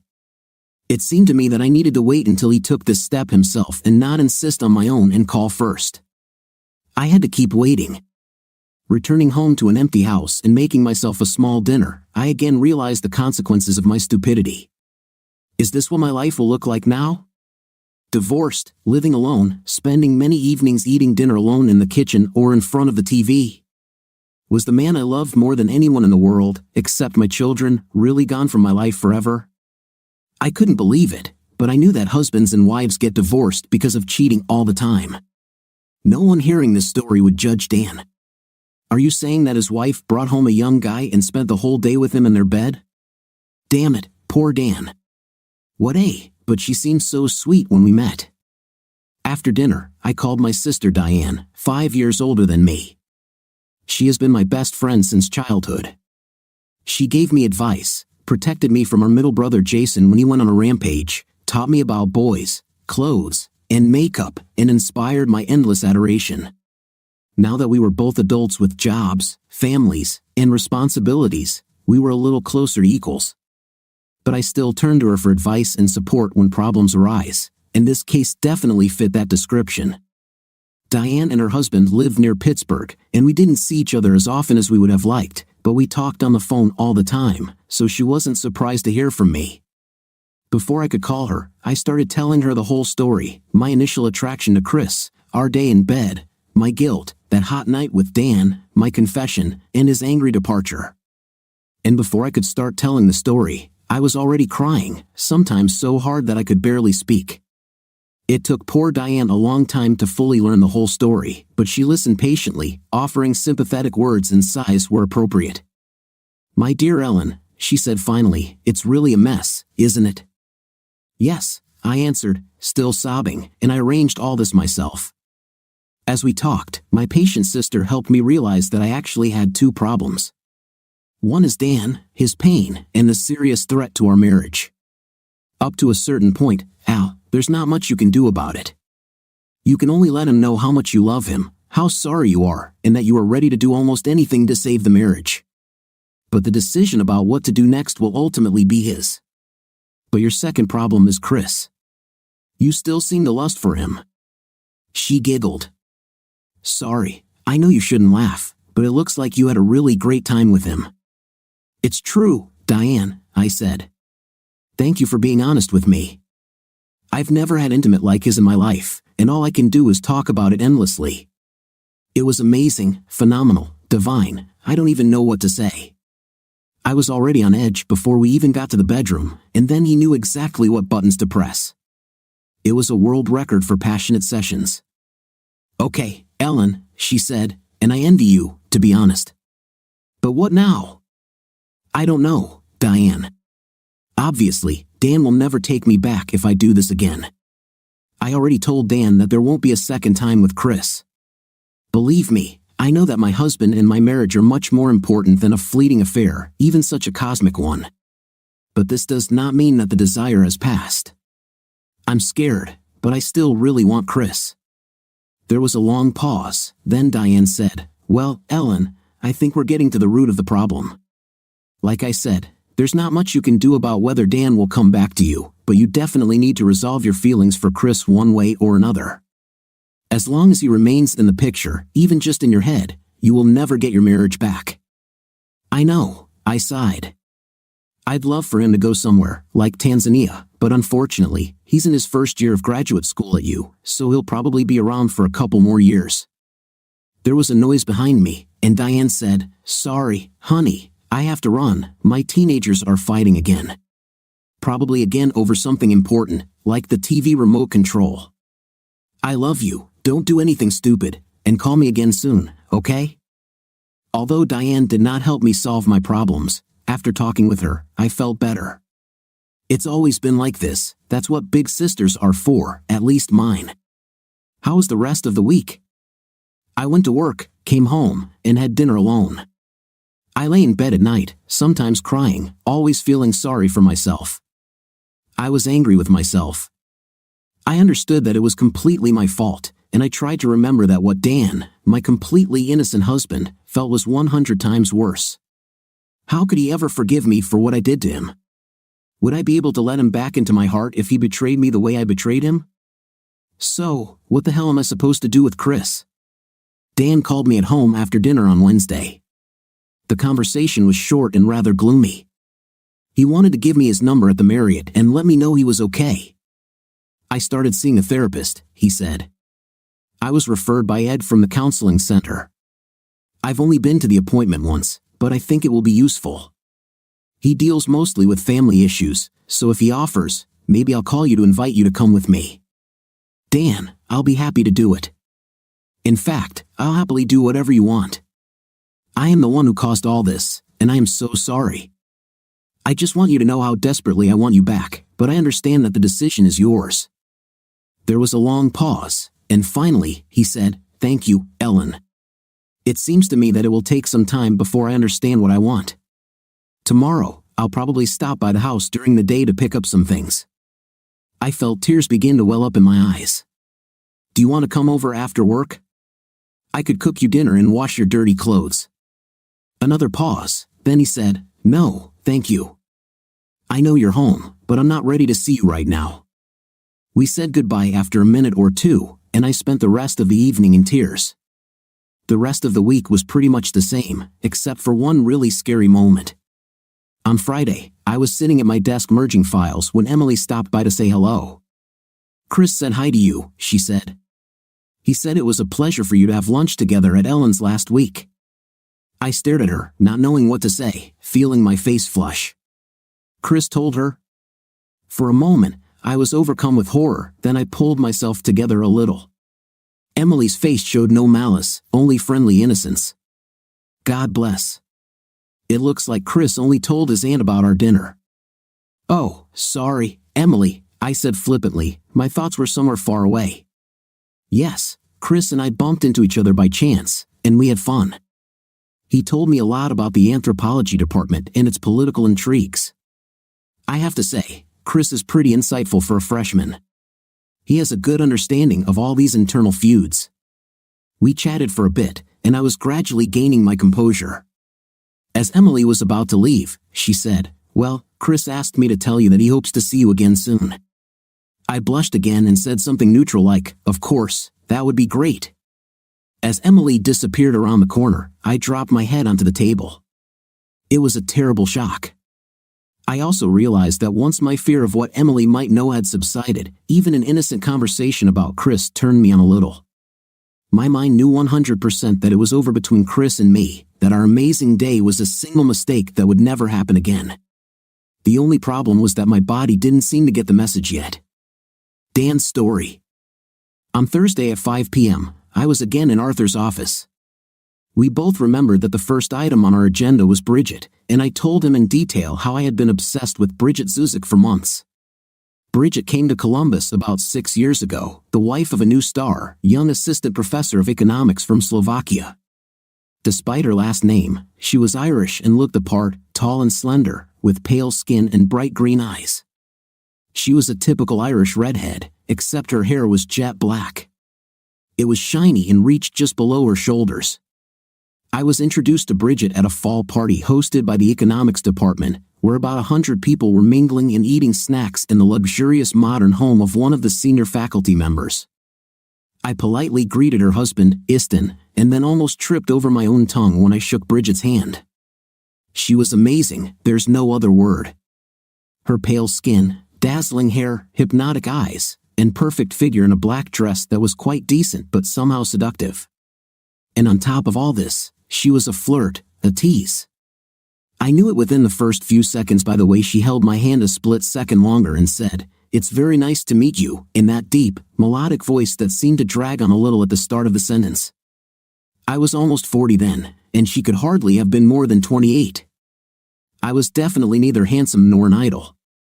Besides, she was the wife of a new professor, and I was simply part of the department's technical support. And despite all this, her greeting affected me as if she was saying, "I want you to meet me in the garden in 10 minutes, and I will wear you to death." I spent the rest of the party in a fog. I managed to chat with other guests whom I had known for a long time, but whenever I could, I watched Bridget. I was absolutely fascinated by her, and it scared the living daylights out of me. Our 10-second acquaintance caused me to become very excited, and although it died down after a few minutes, every time I saw her or even thought about her, it threatened to flare up again. After a couple of hours of wondering what was wrong with me, I decided it was time for Ellen and me to leave. I barely spoke to her during the party, but I saw her happily chatting with our friends. I headed to the bedroom where the coats were folded to get ours before finding Ellen. When I opened the bedroom door, I froze, as did the two people in the room. One of them was Mal Lister, head of the economics department, a tall and handsome man of about 55. The second was Bridget Zuzik. They stood in each other's arms and kissed. When they turned to me, I saw that his hand was squeezing her left breast through her dress, and her hand was halfway in his fly. I froze for a moment, then muttered sorry and quickly walked out, closing the door behind me. The image of what I had just seen and what it meant was racing through my head, the head of the department and the wife of one of his young colleagues, and she had only recently moved to the city. Some of them were clearly very fast. I walked out the French doors into the living room, onto the back deck, to cool down and compose myself. In addition to being shocked, I realized that it turned me on. Just meeting Bridget was enough to fill me with a desire I hadn't felt in years, but seeing the way she held Mal Lister made me feel my own arousal in my pants.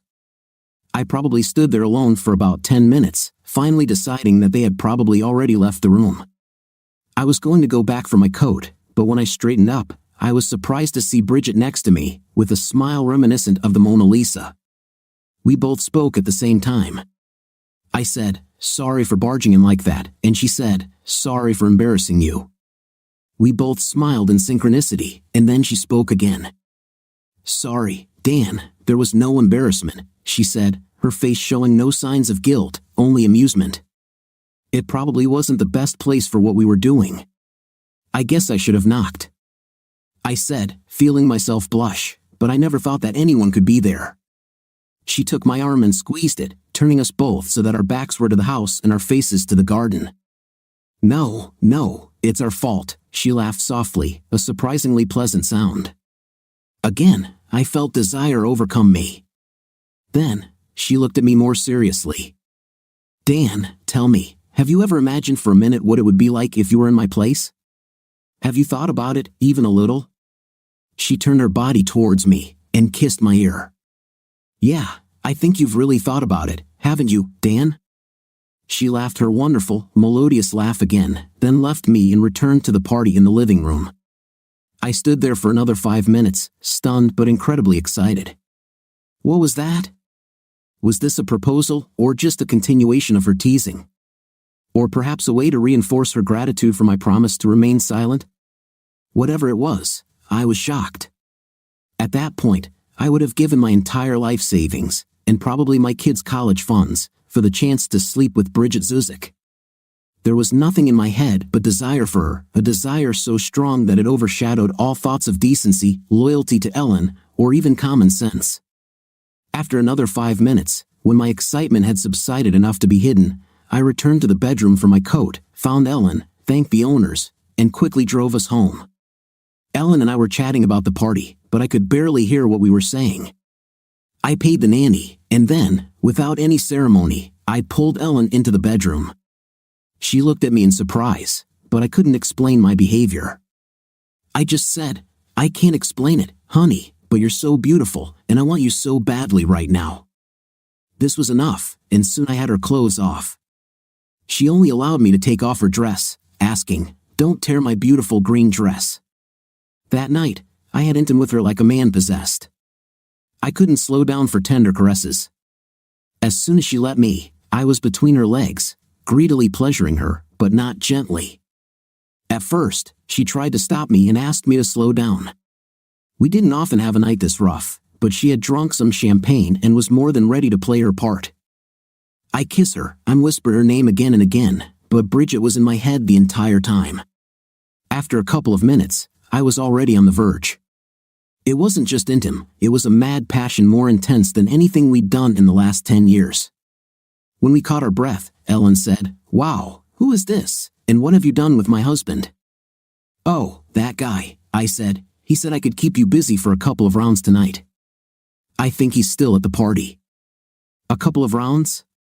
"Maybe he forgot to tell you that I'm an old, tired married lady with 2 children who sleep in the next room."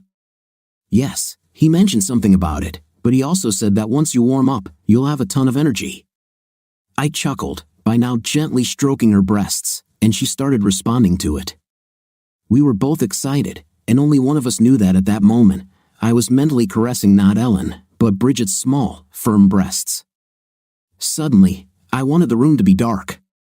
I reached for the lamp and turned it off. The second time, I lasted longer. In my head, I was making love to Bridget again, but this time softly, and the darkness helped me imagine this fantasy. Only at the very end did my tenderness leave me. I got so excited that I began to violently pull Ellen toward me by her hips. Luckily, Ellen was just as passionate about it as I was. We hugged, and she whispered, "Thank you, prisoner. When you see my husband, Dan, tell him he can come over anytime." I didn't know whether to be happy or guilty. I pleased Ellen and myself, and she, of course, had no idea that my sudden rush of desire was caused by another woman. But I knew. In the months that followed, we had a night more often and more passionately than we had since we had children. I probably mentally slept with Bridget 50 times. Of course, it was only Bridget in my head. In bed with me was Ellen, who unbeknownst to me was playing the role of a dark-haired Irish woman married to someone else.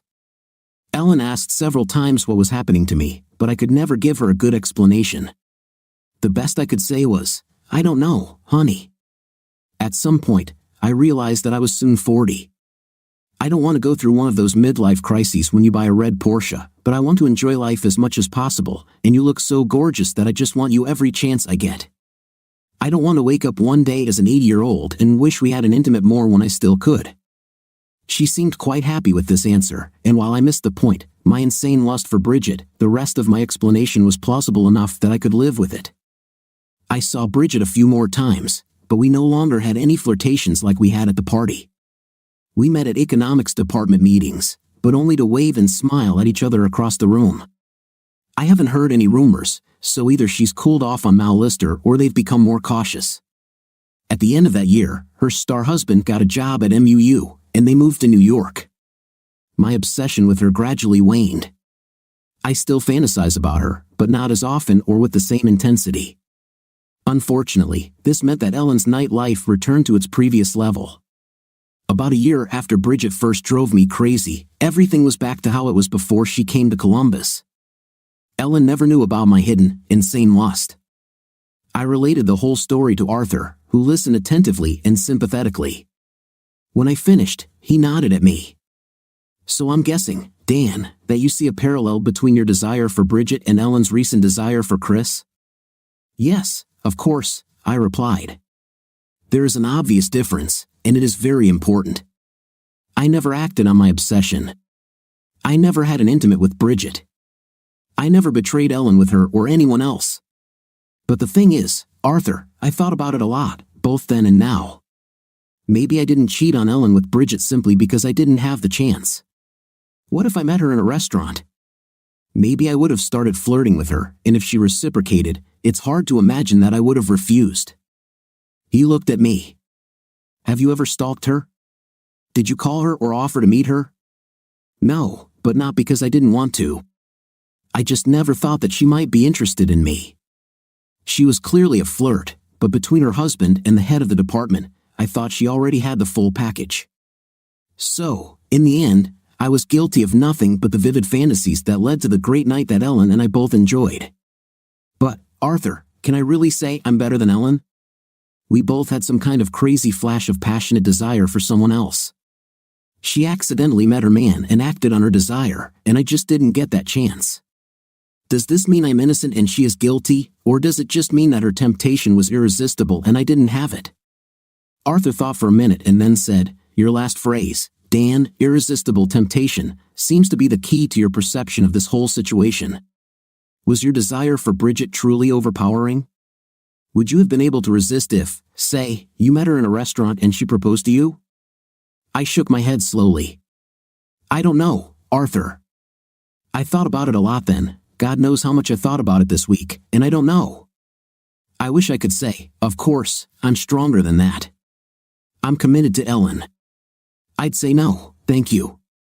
But at the time, my desire for Bridget was driving me crazy. I thought about her all the time.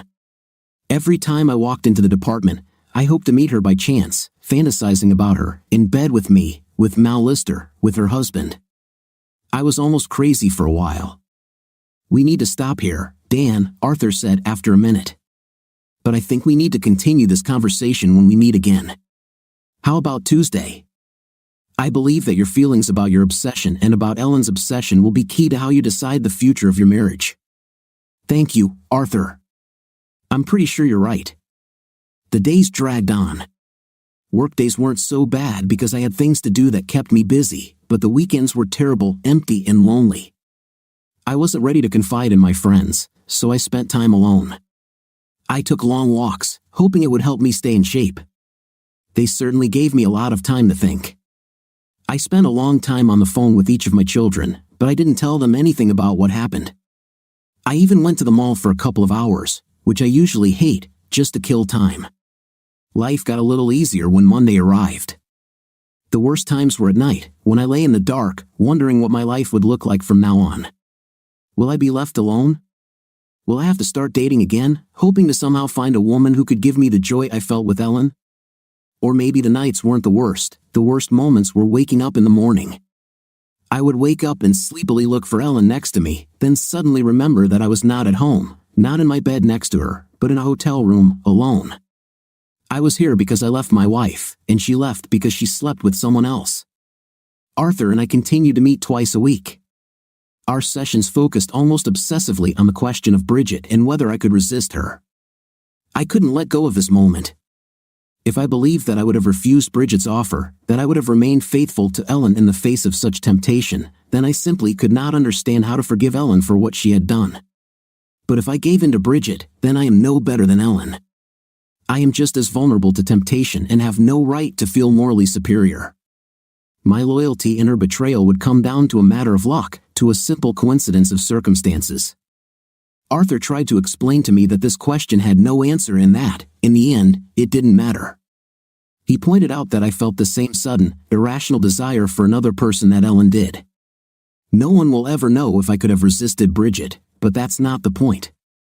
The point is that I was able to understand what Ellen felt that made her do what she did.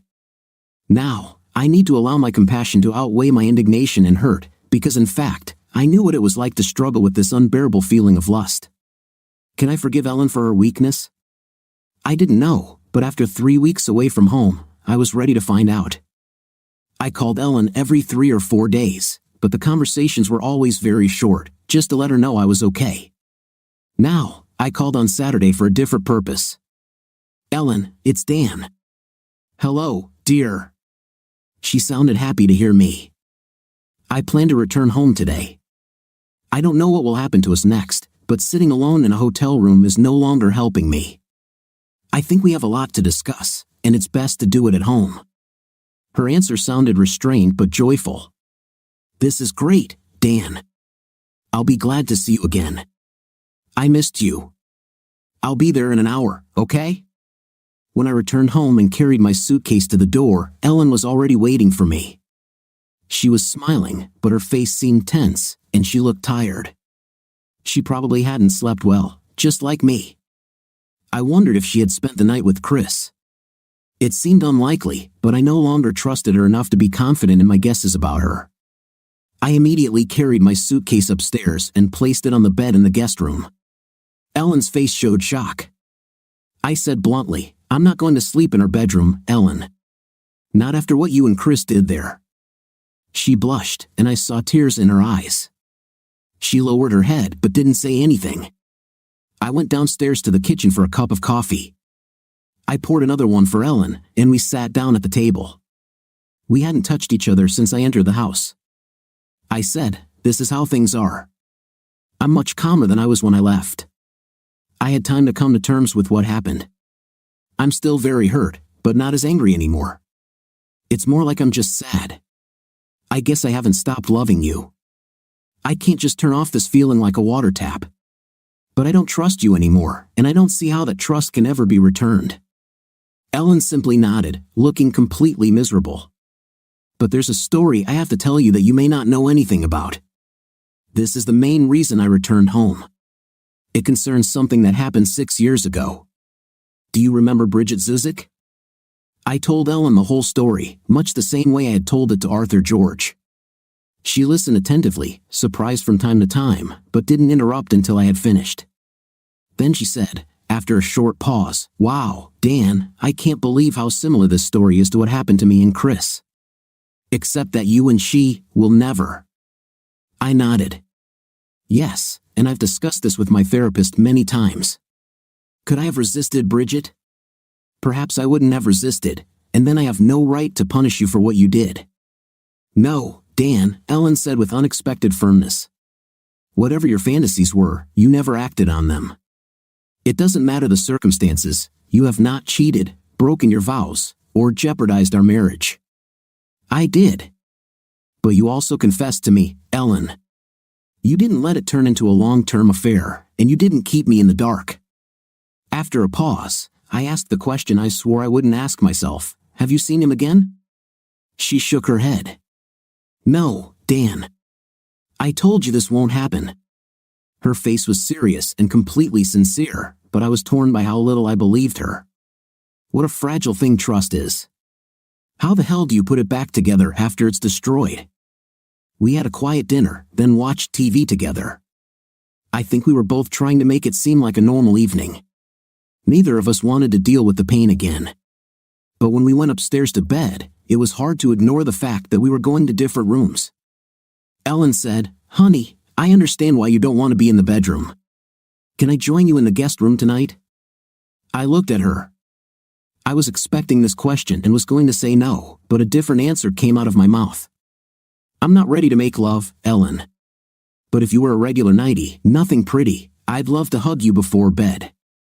She nodded with a shy smile and went into the bedroom. A few minutes later, after she had changed and brushed her teeth, I was lying in bed when she came into my arms again, looking very wary. I hugged her, and she snuggled gently against me, resting her head on my shoulder. I wasn't ready to talk, my emotions were too close to the surface. Without a word, I turned off the light. We lay quietly, listening to each other's breathing, and thank God, I soon fell asleep. It would be wonderful to say that since I returned home, my relationship with Ellen has only improved, but that wouldn't be true. We lived in a state of some kind of unstable semi-intimacy. There were some things where we enjoyed spending time with each other. At times, we would fall back into our old habits of having long conversations about all sorts of topics.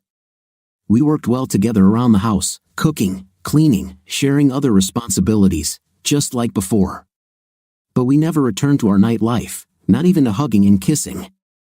The only physical contact between us was in bed at night, when we would just hold each other, and the shadow seemed to hang over us, her betrayal with Chris. Neither of us wanted to discuss it, but the feelings associated with it never went away. I continued to see Arthur George.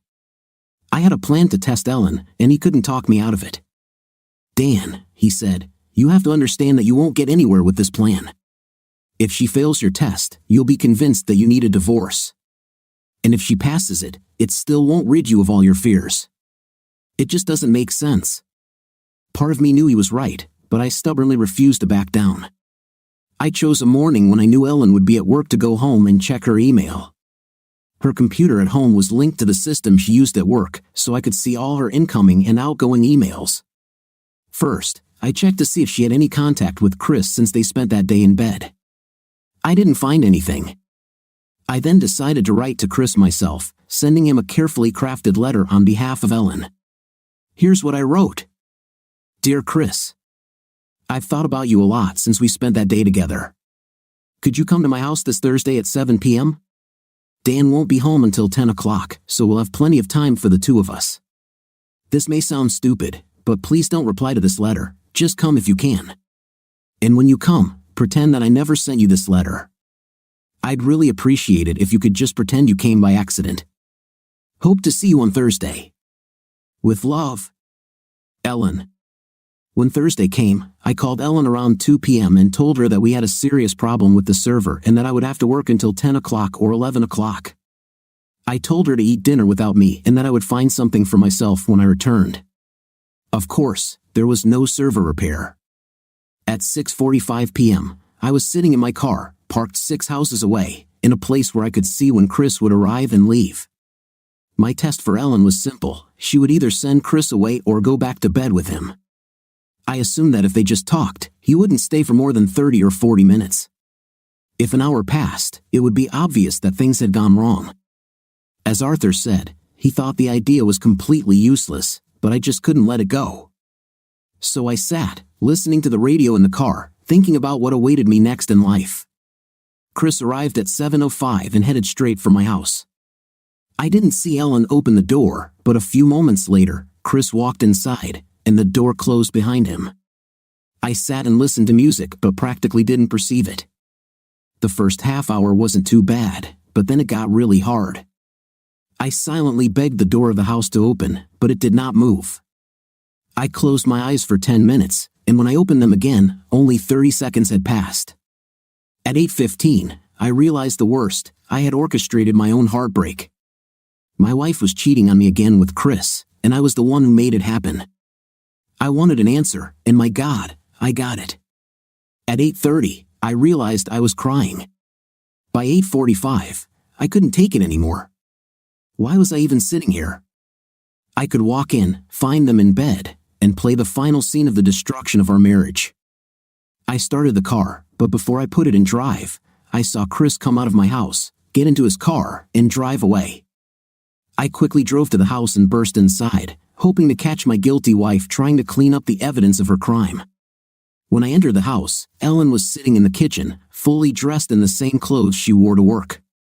She looked at me in surprise and said, "Dan, are you done yet?" Then she noticed my face, wet with tears. I must have looked terrible, and she exclaimed, "Darling, what's wrong with you?" I ignored her and looked around.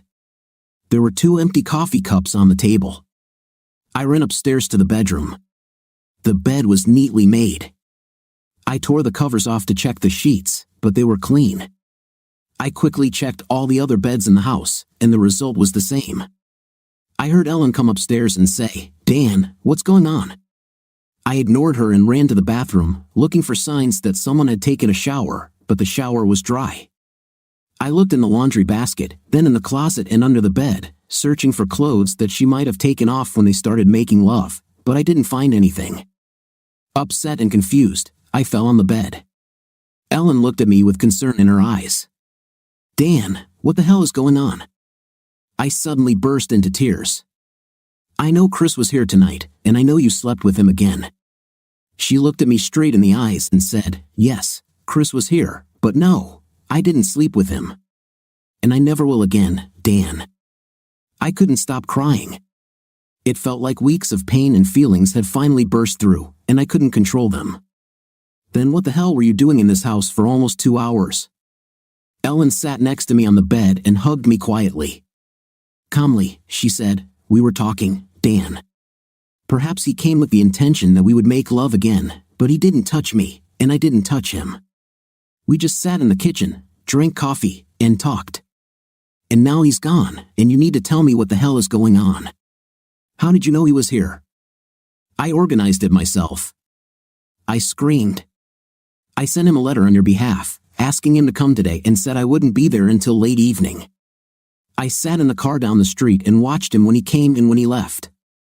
I thought that if you didn't sleep with him, he would leave in half an hour, but he stayed here for an hour and 45 minutes. I couldn't pull myself together. Damn it, Ellen. Do you see what I've become? I'm sneaking around, playing stupid spy games with my own wife, a pathetic, deceived husband trying to catch his wife in the act. She didn't say anything.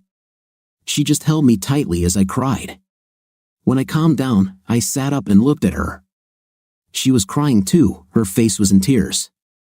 Suddenly, I couldn't stand being around her anymore. I couldn't stand her touch or her pitiful, loving expression. I abruptly pulled away from her and went into the guest room. I undressed, brushed my teeth, put on my boxers, and went to bed. The door didn't lock, but I closed it, letting Ellen know that I didn't want her around that night. I longed for sleep, but it did not come. More than an hour later, I was still in the dark, restless, and miserable. Then I heard Ellen quietly enter the room. I turned over on the bed without saying a word, so that if she lay down, my back would be to her. Ignoring this silent rejection, she carefully climbed into bed and pressed herself against me. She slid her arm under mine and hugged my chest. She didn't say anything, thank God. I didn't want to hear a word she had to say. After a few minutes, just holding me, she began to caress me. Her lips brushed the back of my head and neck again and again, and her hand gently rested on my chest before lowering to my waist. I didn't know what to do. I wanted to reject her, but I didn't want to talk to her. Plus, it felt nice. We hadn't been intimate for over a month. It was the longest period of our lives without intimate. Part of me hoped that I could silently reject her simply by not reacting or being aroused by her touch. It worked for a while. She continued to press herself against me, her hand gently and lovingly touching me. Usually, in such situations, I would become excited within a minute, but I remained completely lethargic. Great, I thought. To hell with you, I don't need your pathetic affection. But after a while, the feeling of her hand on me, her kisses on my neck, and the warmth of her body against mine started to take their toll. I began to feel a pull. She purred contentedly in my ear while continuing to cuddle up to me. I was still completely confused. Her body, her lips, and her touch gave me comfort and longing, and I wanted more, but at the same time, I was angry and hurt, overcome by an irrational desire to reject her. If I felt like she was seducing me out of her own intimate desire, that might have been okay. But I couldn't shake the feeling that she was just trying to win me back, as if this was a way to make amends, to make me believe that she wanted me, and I would forgive her. I felt manipulated, and it made me much angrier than excited. Without a word, I abruptly pulled away from her embrace, got out of bed, and left the room without turning around. I went downstairs to the living room, found a spare blanket in the closet, and settled down on the couch for the night. I listened, hoping to hear what was happening upstairs, but I heard nothing, no word from Ellen, no sobs. I lay there, unable to sleep, wondering if I had done the right thing. There was no answer. Ellen's story. Every time Dan called, I was hopeful that he might be ready to come home. But each time, the conversations were brief, businesslike, and then he would say goodbye. I didn't know what to do. I was patient and gave him time, but it didn't seem to help. After 3 weeks, he finally called and said he was coming home. I was delighted, but then immediately got scared. Maybe he was returning not to make peace, but to discuss divorce. Or perhaps he was hoping that I would say and do the right thing to convince him to stay, but I didn't know what that was supposed to be. When Dan entered the house, I was shocked. He looked terrible, as if he had aged 20 years. He had huge circles under his eyes, and his shoulders were slumped. He looked old and broken. I thought I understood what he was going through, how much pain he was in, but seeing him like this, I realized that it was much worse than I had imagined. In the first few days, I was full of hope that we could gradually return to our relationship. We didn't kiss, let alone make love, but at least Dan let me sleep in his arms in the guest bed. This gave me great comfort. But over time, it seemed that the situation was only getting worse, more tension, less communication. We could carry out daily duties together, but there was little to no casual joy in each other's company. I didn't know what to do. Dan seemed reluctant to discuss anything serious, and I figured that since he was seeing a therapist, my best course of action would be to be patient and loving, giving him time to process his feelings. Then, one evening when Dan called and said he would have to stay at work until 10 p.m., Chris rang the doorbell. I was terrified. To be honest, my first reaction was not desire, but fear. I think I mumbled something like, "What are you doing here?" And this clearly didn't sound hospitable, but he just smiled sweetly and said, "Hi, Ellen, can I come in for a few minutes?" I invited him into the kitchen, and we sat down. I poured us both a cup of coffee. We looked at each other, more to keep Chris at a distance than for any other reason. I told him how Emily had nearly driven me crazy when she told me that Chris had said he liked our dinner. I turned it into a funny story, describing my panic and Emily's innocence, and soon Chris and I were laughing. This relieved the tension, thank God. Then Chris said, "I missed you, Ellen." The time we spent together was incredible. I've never experienced anything like this in my life. Of course, it's entirely up to you, but I'd love to be with you again. He looked at me seriously but friendly, without flirting, and I appreciated it. I just sat there, trying to sort out my feelings. I knew my heart was racing, but my body didn't react the same way as last time. Although I was still attracted to Chris, the attraction was under control. Previously, his mere presence deprived me of the ability to think rationally. My body responded with immediate desire, but now, although I still felt temptation, it was balanced by a clear understanding of the consequences. It was like standing in front of incredibly delicious peaches in a store. I knew I could take one, bite into it, and the juice would run down my chin, and the taste would be fantastic. But I also knew it would be stealing. It would be wrong, and I could get caught. As I sat across from Chris, I realized with great relief that I could say no. Moreover, I could say no without dying of disappointment. The responsibilities of marriage, like any other responsibilities, sometimes mean you can't get what you want, from little things like a night out when your partner wants to stay home, to big things like having fantastic intimacy with Chris. I had already broken this commitment once, and it was gnawing at me. But sitting here now, looking at Chris, I almost triumphed in the knowledge that I would not do this again. Sorry, Chris, I won't lie and say that I don't feel a huge temptation, you wouldn't believe me anyway. That day was simply amazing. I always thought the phrase "turn the world upside down" was just an expression, until you really turn mine upside down. We both laughed, and I continued, but despite how wonderful it was, it put my marriage to Dan at risk, and I'm scared to death of losing him. Realizing this made me see how much more important he is to me, much more important than even mind-blowing intimate with you. So while our day together will always be one of my sweetest memories, it was our only time. And one more thing, this is probably even for the better. I don't think the second time would ever compare to the first. He laughed again and said, "I'm not sure about that, but I understand you, Ellen. I felt pretty bad about being with a married woman, but I just followed your lead. And, to be honest, I was incredibly attracted to you. But in a way, it's also a relief for me not to delve further into something that could destroy your marriage. And if, suddenly, you and Dan don't end up together, I will always regret that I played any role in this." I shook my head and squeezed Chris' hand tightly. "Chris, what we did was not your fault. I know you find me attractive, and I'm so glad about that, but we both know that I was the initiator. I did everything except take off my clothes right in the restaurant. You are not to blame for anything, and I say this seriously. When the main problem between us was resolved, we relaxed and chatted for some more time. I learned about his studies, and we shared stories about our struggles with the university administration. I was still surprised at how calm I felt, how my attraction to Chris, although still present, was now under control. He was still an attractive man. If I weren't married, I would happily go to bed with him again. But I was married, and accepting that turned out to be easier than I expected. After a while, Chris said that it was time for him to study, and we said goodbye in a friendly way without even hugging. It seemed like the safest option. I had just returned to my chair when Dan burst into the house, looking like a madman. His face was red and tear-streaked, and he was breathing heavily. When I realized a few minutes later that he had planned to catch me and Chris in bed, and that he had set it all up, I was angry at first. But then, I just became deeply sad. Dan resorting to such a step showed how much pain he was in and how hard he was trying to cope with his feelings. My wonderful, strong, loving husband acted like a crazy person, and it was all my fault. After he broke away from my embrace and went to bed, I thought for a long time, how can I reach him? Was there any way to convey to him my love and repentance?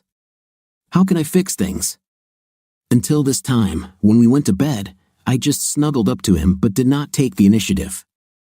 I waited for him to make the first move. But that night, I decided to act differently.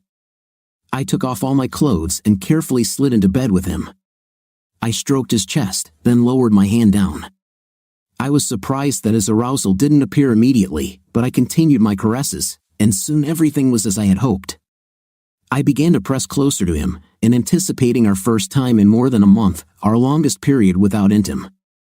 And then, suddenly, he violently pushed me away without a word. He got out of bed and went downstairs. I was shocked and offended. I almost burst into tears, but I held it in, lying quietly in the dark, listening to his steps. I hoped he would return, but it soon became clear that he was planning to spend the night apart. I felt hurt, frustrated, and didn't know what to do. I greeted his return with love and patience. I gently gave him time to come back to me physically and waited patiently for him to make a move. That night, I decided to take action, using my body to show him my love. But both approaches didn't work. I was completely confused and didn't know what to do next. In the morning, when I quietly went downstairs, Dan was fast asleep under a blanket on the sofa. I thought he needed rest and didn't wake him up. I got dressed, had breakfast, left him a short note, and left for work. The note said, "Dear Dan, I love you so much and I'm so sorry. I don't know what to do. When you returned home, I hope that we could gradually find our way back to each other, but this doesn't seem to work. I'm trying my best to show you how much I love you and make amends for what I did, but it seems that we are not getting closer. On the contrary, we are moving away. Would you consider letting me go with you to meet Arthur and George? Do you think this could be useful? I don't want to interfere, it's all up to you. I'm just looking for any way I can help solve our problems that are entirely my fault. Please let me know what you think. Your loving wife, Ellen." The weekend passed quietly. When I returned from work on Friday, Dan was still visibly unhappy, but calm. We didn't talk much, but he told me that he had contacted Arthur George, and they agreed that I should come to the next session on Tuesday. Over the weekend, we were polite but not warm. I didn't know how to approach Dan, and he seemed okay with us going about our daily chores and household duties almost in silence. I was desperately looking forward to Tuesday, hoping that our appointment with the therapist could set us on the right track. Arthur George, thank God, made me feel comfortable right away. I had feared that he would be judgmental or, worse, hostile. After all, he had been working with my husband for several weeks, helping him deal with the terrible pain I was causing. But Arthur was straightforward and kind, and my anxiety quickly dissipated. Instead of making me relive my experience with Chris, my greatest fear, Arthur asked Dan and me to talk about what happened last Thursday. It was obvious that Arthur knew about Dan's plan to test me with Chris. He listened carefully and seriously to each of us, observing our reactions to each other's versions. This was the first time Dan had heard about my conversation with Chris, and he kept his eyes on me the entire time. I tried to emphasize that my feelings for Chris had changed, that I no longer felt the uncontrollable passion that had driven me to bed with him that day. I so hoped that Dan would hear this, believe me, and begin to feel less angry and humiliated. When we finished telling our versions of the events of that night, Arthur said, "I would like to focus on what happened that evening while you were in bed." "Fine. I'll ask each of you to try something. Please take a couple of minutes and try to switch roles. Ellen, imagine that you were the one who was betrayed. Imagine that Dan cheated on you with Bridget. You're angry and hurt, and then he comes to you in bed that evening. Dan, I want you to imagine the same thing, that you cheated on Ellen with Bridget, that she is very hurt and angry, and so you approach her that night in bed. Each of you, just imagine this for a minute, and then I'll ask you to share your thoughts. I was amazed by the feelings that suddenly flared up in me. When we were both ready to talk, Arthur nodded to Dan to begin. Dan spoke first. I would feel like I really want to reassure Ellen that I still love her and want her. What I did hurt her so much, it hurt her pride and destroyed her confidence. I would only sleep with her to show her that I really wanted her and loved her. It would be a small first step toward restoring her faith in that. Okay, Ellen, Arthur said. Can you tell us how you would feel if the situation were reversed and Dan approached you? I looked straight at Arthur.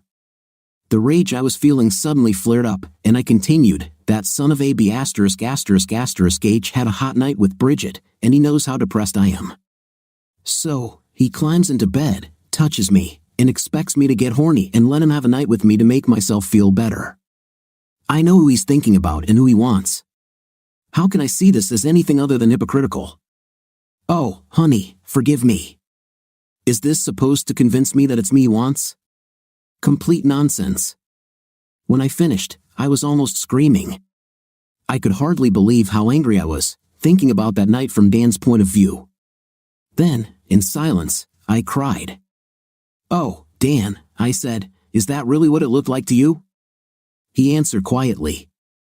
Then there was silence again as I continued to cry. Finally, after a long pause, Arthur cleared his throat to get our attention and spoke. I think we all see the problem you're facing now. Dan, putting himself in Ellen's shoes, was able to understand that her action was a loving desire to restore your intimacy. But Ellen, imagining the situation from Dan's side, became angry, considering it a hypocritical offer for some superficial makeup into him. But I want you to see the positive aspects too. In all these sessions with Dan, and today with both of you here, I see two people who love and appreciate each other very, very much. I see a strong marriage with a big problem, but not a fundamentally broken relationship. Secondly, notice how both of you were able to show empathy. Each of you was able to understand what the other was feeling. Even though Dan was very angry about what you did that night, Ellen, he was able to understand that it was a loving gesture. And Ellen, you were able to understand why your actions angered Dan so much. Yes, Arthur, but I'm not sure where this leads us, I said. I want to show Dan my love for him. And yes, I desire him. I want to be with him again, intimacy, a lot, and only with him. But there seems to be no way in which I could express these feelings in a way that he would believe. To my surprise, Dan agreed with me. She's right. I'm afraid I just don't feel like I can trust anything she says or does now. She wants to save our marriage, and I see all her actions through this prism, her own interests and probably her fault. Arthur reacted quickly, but Dan, the fact that Ellen wants to save your marriage, doesn't that in itself mean something? You don't think it's just because she likes your house or doesn't want to cook for herself, do you? Dan nodded slowly. I guess I see it. She loves me. She wants me in her life. Yes, I believe that. But it's much harder to believe that she wants me, that it's me she wants in bed, not Chris. I quietly said, I rejected him, Dan. You tested me, and I rejected it. This must mean something. Yes, Ellen, this means that our marriage is more important to you than sleeping with Chris again. That's something.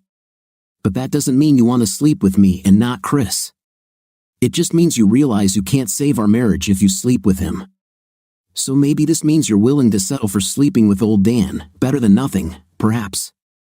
But this is far, far from a convincing confirmation of my attractiveness or my abilities in bed. Dan, you told me yourself that you had an intimate with me for months and imagined that I was Bridget Zuzik. So if I think about Chris from time to time, what's the difference? Dan looked at me with such sadness that I could hardly stand the look. Honey, the difference is that you never knew that Bridget was in my head. You never felt like you had to compete with her. You were calmly confident in my love and desire, and my fantasy about Bridget always remained just a fantasy. And you slept with Chris, and I know you slept with him, and I know it was incredible. So now I have to compete with it, and I will have to do it forever. I don't know how I can ever be sure that it's me you want and not just a warm body that you can rub against, imagining that it's Chris inside you again." There was a long silence. I sat there, completely devastated by Dan's words, trying not to cry again. Finally, after what seemed like an eternity, Arthur said, "Obviously, we still have a lot of work to do, but I encourage both of you not to give in to your most pessimistic fears. You have a lot of love and understanding to build on." "Dan, I think Ellen is absolutely right about one thing. At the moment, she simply does not know how to convey her love to you, her remorse, or her desire for you. So you'll have to find out for yourself. You need to figure out how she can do this without making you even more angry. And you, Ellen, will have to be patient, because right now, I don't think Dan has the slightest idea how to let you in." And finally, he continued, "I propose that we continue to meet with Dan twice a week, and Ellen will come with him once every 2 weeks. Most of the work will be easier to get done if it's just the two of us, but I also want us to check in regularly to see how you both are doing on both sides of your marriage." As we left the office and headed to the parking lot, I said, "Arthur is a very nice person." Dan replied, "Yes, we were lucky to have him." Then, without saying a word, he took my hand and held it gently until we reached my car. Dan's story, I knew that Arthur was right. It was up to me to find a way to regain intimacy with Ellen. I made it clear to both of us that she couldn't take the lead, that I simply didn't trust any of her moves. I couldn't shake the feeling that she came to my bed out of guilt or apology, not out of desire. We somehow dragged this out for another month or so, waiting at home for Christmas with the kids. It was a little stressful because we didn't want them to know what we were going through. At Ellen's suggestion, we started sleeping in the master bedroom again, a couple of nights before Danny and Alexis came to stay. Luckily, they were so happy to see us that Ellen and I were able to relax and just be loving parents for a week. After a couple of days, the children were almost never home, spending all their time with old friends they hadn't seen for most of the year. In early January, Ellen asked me to talk after dinner. "Honey, I'm going to take a few days and go to Diana's. It's not a very busy time at work, and they won't mind if I'm gone." I nodded, just looking at her. I understood that this meant more than just a visit. Finally, she continued, "I just don't know how to get through to you, Dan. We live in this house. We are polite and kind to each other. We go to Arthur's together, but we are stuck. You know I love you, and you should know that I want you, too. I want to make love to you again, but neither of us knows how. Arthur continues to say that it must come from you, but it doesn't come." Suddenly, I felt cold and slightly angry. "Does this mean you want to break up, Ellen? Are you saying you're leaving?" My voice sounded harsher than I intended, and I saw her eyes widen in surprise. "No, Dan," she said, reaching across the table and gently taking my hand. "Nothing like that. I'm in this with you until the end, until the day you kick my cheating fifth place out of your life." She tried to smile, albeit sadly. "I just thought that a short break for a few days might be good for both of us. It would clear things up a little, and I haven't seen Diana and her children for so long. But I want to spoil them a little." I relaxed. I understood what Ellen meant. "Okay, honey. Where are you going to leave?"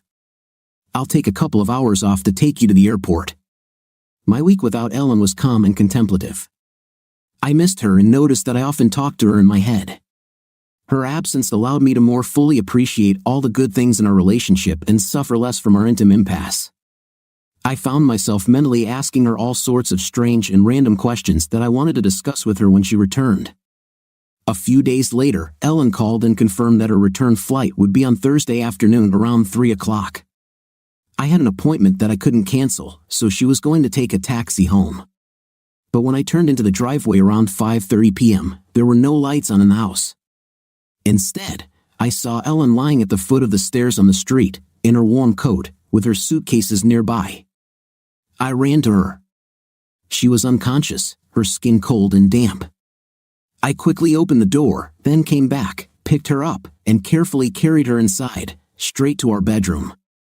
She made a sound slightly and began to come to her senses as I laid her on the bed and covered her with several blankets. Then, I ran to the kitchen to boil the kettle. A few minutes later, her suitcases were already inside, and I was sitting next to her with 2 cups of hot tea. Ellen woke up and tried to smile at me, but she was very cold. Dan. I probably fell. I don't remember well, she said. It's okay, I said, lying down next to her and hugging her to warm her up. I trying to calm her down as she gradually warmed up. When the shaking subsided a little, I sat up and gave her tea, making sure she drank it in small sips. There was a small drop of blood on the right side of her forehead. When I carefully felt it, I discovered a large, painful lump. While Ellen was drinking her tea, I brought a small ice pack and gently placed it on her head, holding her close to me again. She returned to herself a little more, and I began to relax. I realized that my heart was pounding from tension. Thank you, Dan. Tea and blankets, that's what I need. I still don't remember completely, but I think I slipped on the steps and hit my head. Lord, how long did I lie there? The taxi left me a little before 5. What time did you come home? I realized she must have been there for about half an hour in January in Columbus, Ohio. Thank God I didn't stay late at work. Honey, how about a hot bath? You're not shaking as much anymore, but I'm sure you're still cold. She nodded, smiling. Thank you for being so caring, Dan. I really missed you. You know, I had a wonderful visit with Diana and her family, but I really wanted to come back here to you. When the bath was ready, I carefully lifted Ellen from the blankets. I even enjoyed watching her undress while I took off her clothes, but when I took off her socks, I was overcome with horror. Her right ankle was purple and very swollen. It was obviously badly stretched, if not broken. Not wanting Ellen to stand on it, I carefully carried her straight into the tub and gently lowered her into the water, lifting her sore leg onto the edge of the tub. She sighed happily, settling into the hot water. God, how good it is, Dan. Thank you. How bad does your ankle hurt? Can you move your foot? She slowly rotated her foot, wincing. It hurts a lot, but it doesn't seem to be broken. Everything seems to work. I can move my toes. I came back with another ice pack. When I returned, I secured it to her ankle with a bandage and then placed another ice pack on her head. That's it, I said. Does it still hurt anywhere, or are there any bruises? She laughed. No, it seems that's all, except my ego took a bit of a beating. I'm not so old that I can't climb my own steps. While Ellen was relaxing in the bathtub, I called our doctor and described her injuries. After making sure she was awake and fully conscious, he said there was little chance of a concussion. He agreed that the ankle was probably just sprained and said I could bring it in for a checkup the next morning. He reminded me of what I already knew: ice, keep the leg elevated, ibuprofen every 5 to 6 hours, no weight bearing on the leg for at least 3 days, and no alcohol. I quickly made the chicken salad, made the soup, and brought the food upstairs to our bedroom. By that time, Ellen was already ready to get out of the bath. The cold had long gone. I made her sit on the toilet while I dried her legs and feet, and then she leaned on my shoulder, standing on her good leg while I dried her body. You literally seduced me with your gentle touches, Dan, she said with a smile. I smiled back and continued my pleasant activity. Somehow, caring for her, knowing that she needed me, I felt that desire for her had awakened again. It was the longest I'd seen her without anything in months, since she slept with Chris, and her body was magnificent, round, feminine. She sighed as I dried her breasts, and I had to stop myself. I carried Ellen back to bed, helped her into her nightgown, laid her down on the pillows, and again applied ice packs to her ankle and forehead. Then, I placed a tray of food in front of her. We sat and ate together. She told me about Diana and her husband, about what was happening with their children. I shared recent minor disasters at work, and we talked about the new economics department chair, who fortunately understood that my budget requests were for technology, not for my office setup. When we finished eating, Ellen looked a little sleepy, so I put away the dishes and turned off the light. Sorry, honey, she said. I want to stay and be with you, but I'm just passing out. It's okay, honey, I replied. You had a nasty fall, lay on the street, and I'm sure your body needs rest. See you in the morning. I headed toward the door. Dan, she called with concern in her voice, you're not going to sleep in another room tonight, are you? I had actually planned to sleep in the guest room so I wouldn't accidentally roll onto her bad ankle in my sleep, but I heard concern in her voice, so I answered, "No, honey. I'll be back a little later, and we'll be here all night." I walked up, kissed her tenderly, covered her with a blanket, and left the room. As I cleaned the kitchen and loaded the dishwasher, I thought about what was happening to me. At first, of course, I was very worried about Ellen, but once I was sure she was fine and had nothing more serious than a sprained ankle, I suddenly realized that caring for her turned me on, not just her without clothes, not just the fact that I was drying her after her bath. There was something else, something connected with her vulnerability. I knew she needed me, and taking care of her gave me not only pleasure but also intimate arousal. When I got into bed, I had to stop myself from reaching out to her. The next morning, Drive Westcott performed a full examination on Ellen and then said that not only did she have a sprained ankle, but she also had a mild concussion. Lots of bed rest, ice, and keep your leg elevated. Ibuprofen every 5 to 6 hours. No driving. Keep your leg off for at least 3 days. No alcohol, he said briefly. Call me if there are any problems.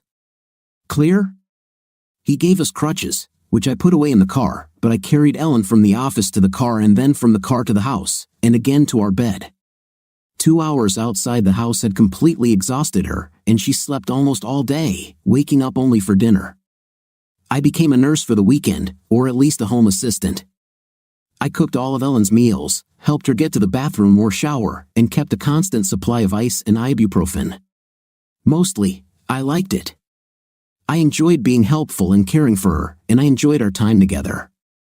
As her concussion subsided and she became more like herself, we had many hours to just talk and laugh like we used to do so many years ago. There was only one thing I didn't like. I often touched Ellen, saw her without anything, and it turned me on. This was something new. I hadn't felt any intimate desire since I found out about Ellen and Chris. I didn't even satisfy myself, I just didn't have night feelings.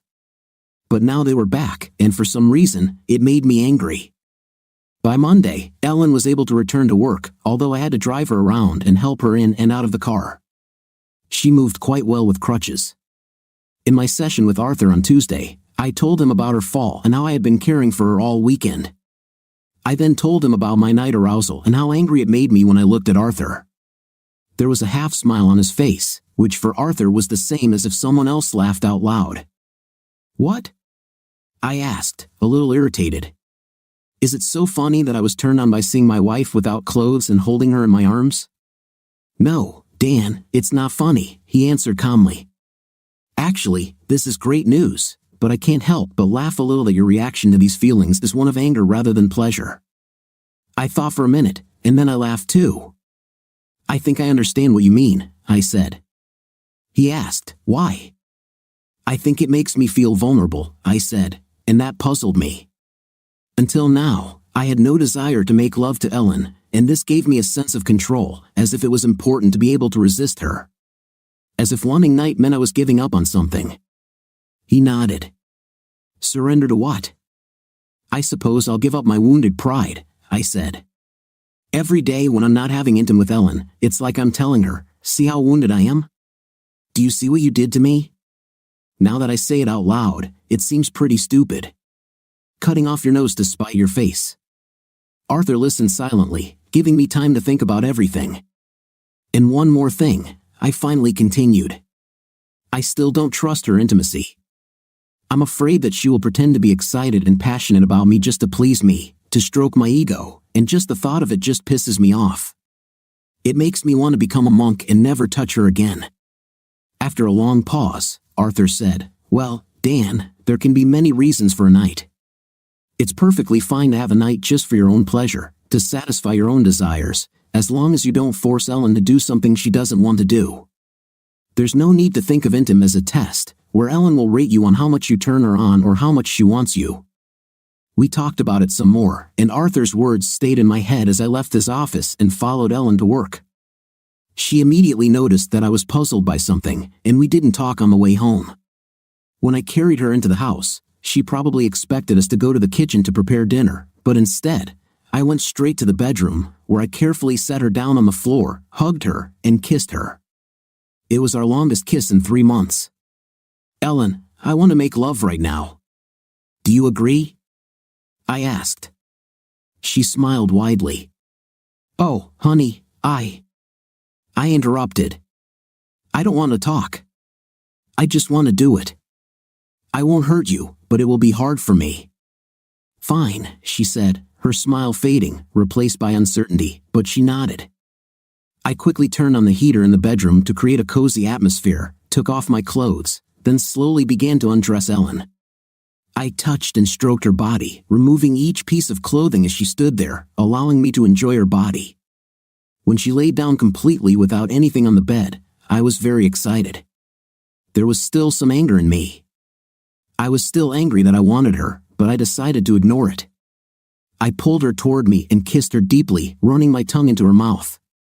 She responded, and we lay pressed against each other, my hands sliding over her body.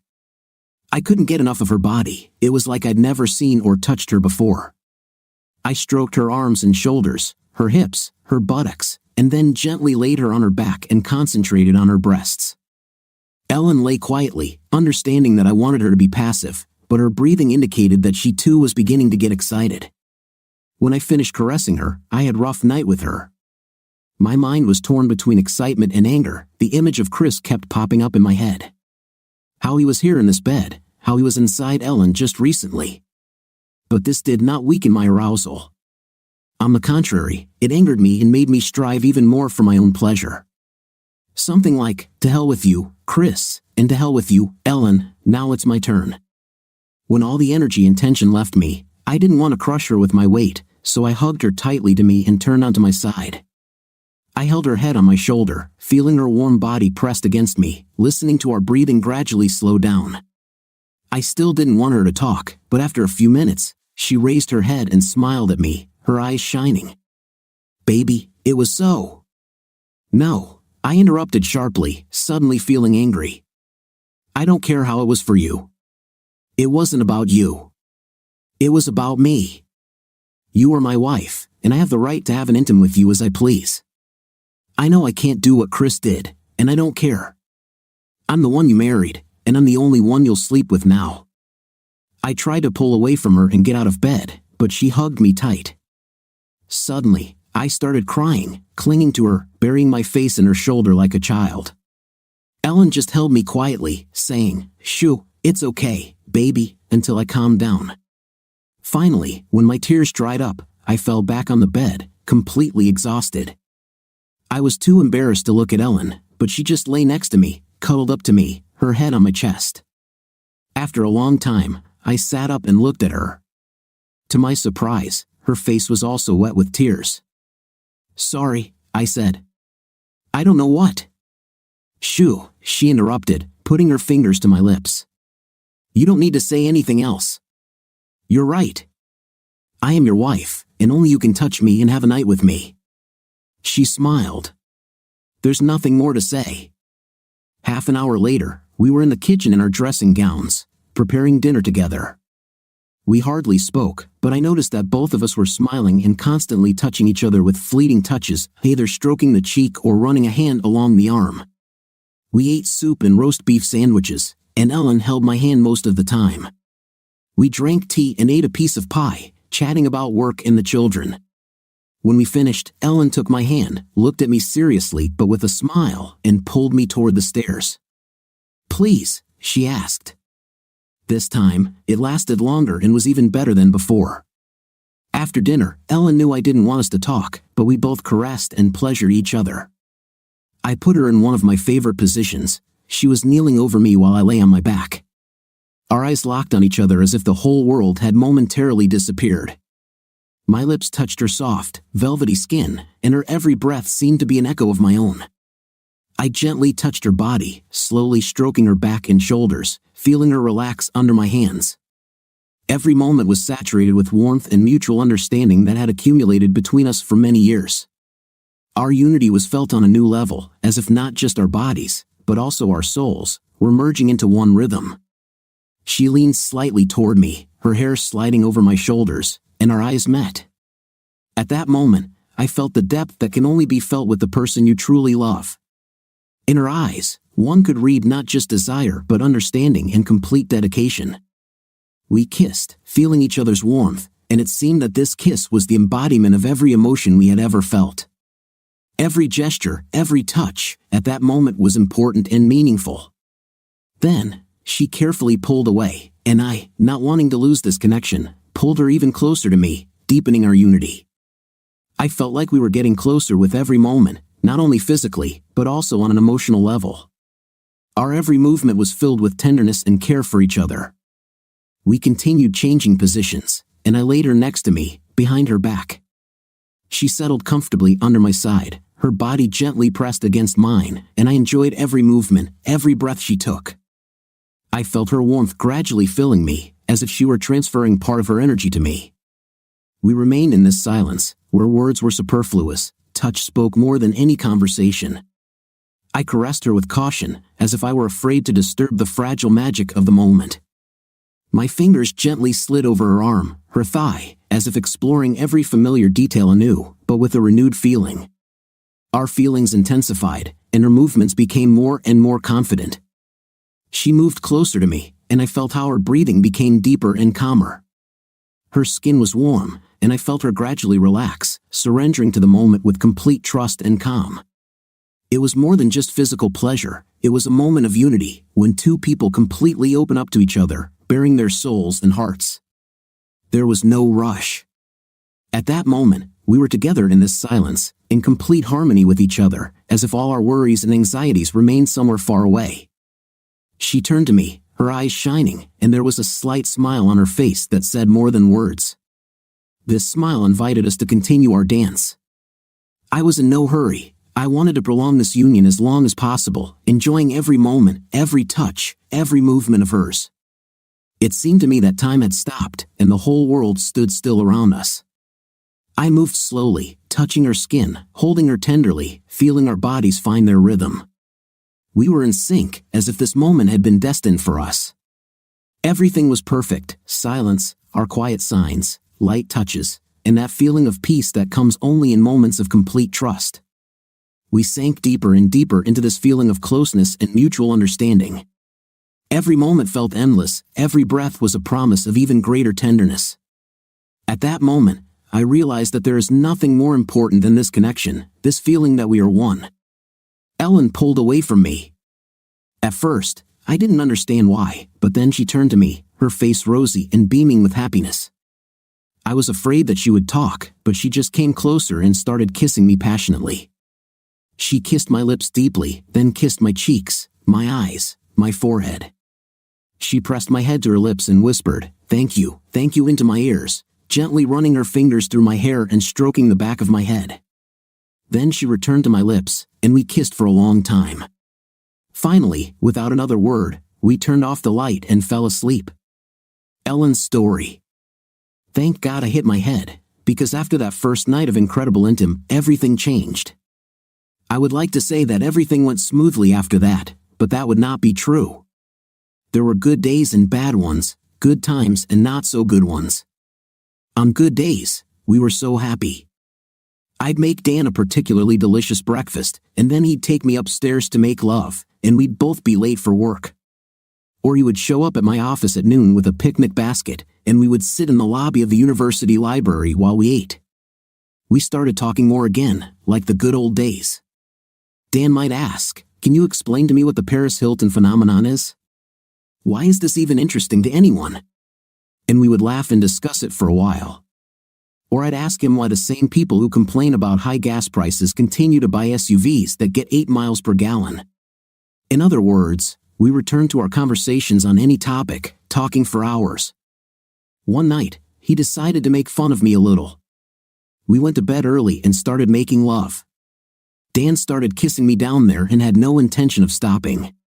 He teased me skillfully, playing with my feelings, bringing me to pleasure and then pausing to prolong the moment. His gentle touches and kisses were like a dance, moving from one movement to the next with perfect synchronicity. Each time the tension increased, he retreated, allowing me to cool down a little, and then returned again, increasing my desire. This went on for a long time until I couldn't hold it in anymore. The sensations overwhelmed me, and I was completely lost in the moment, experiencing an incredible feeling of liberation and pleasure. About 3 weeks after we started making love again, I plucked up the courage to ask Dan a question over dinner. "Honey, will it be okay if I start first?" "You mean in bed?" he asked. I nodded. "Do you remember that Arthur said that I would have to wait, that it would be up to you when I could show you how much I want you?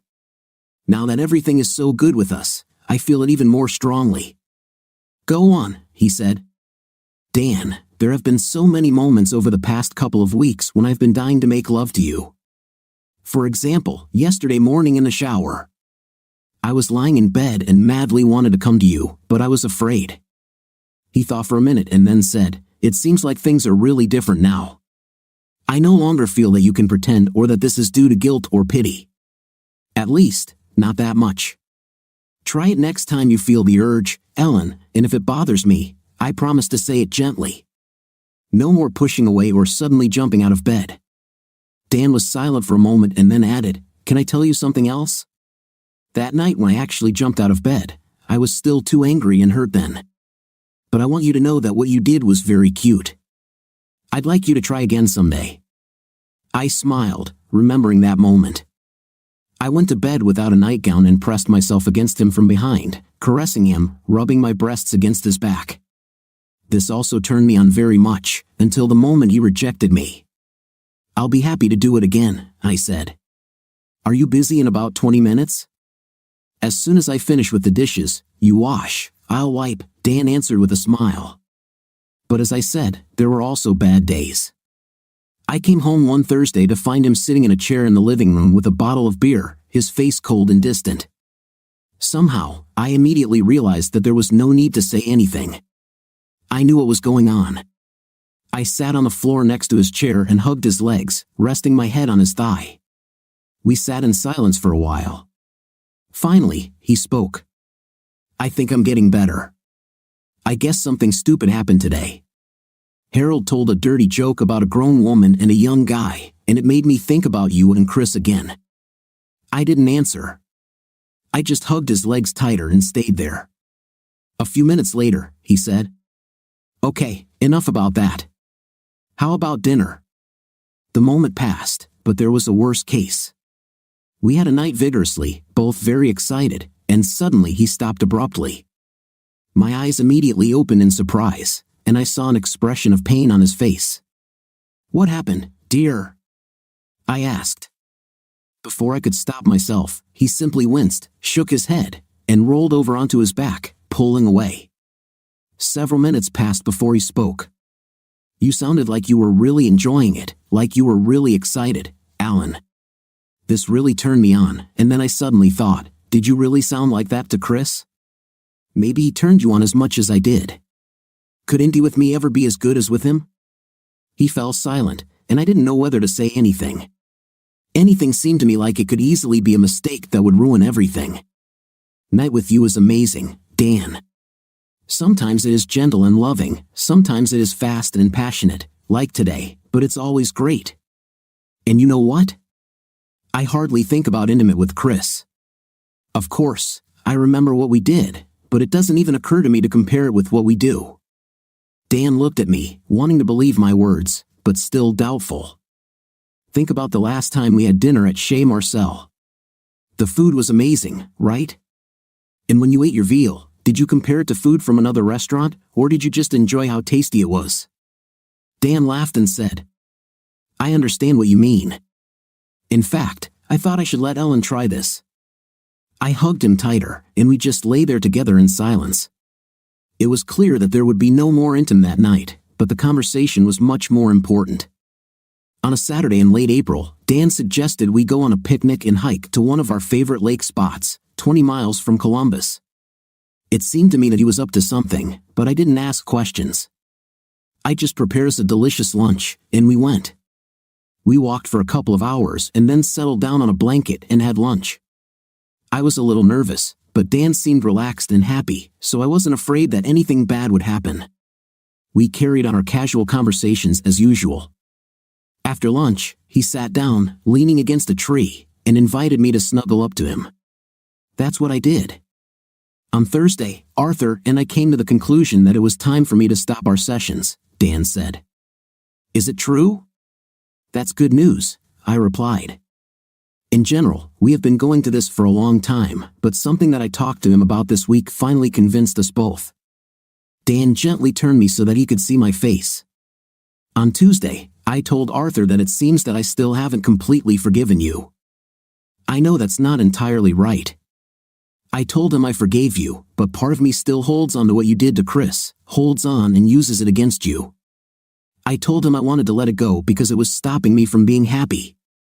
I said that this all seemed crazy to me because I was holding on to my painful feelings just so that I would have something to be angry with you about, or something to suffer about. You see, if I'm completely happy again, if you and I return to our loving relationship, that will mean that I've fully gotten over what happened, and then I won't be able to be angry at you for it anymore.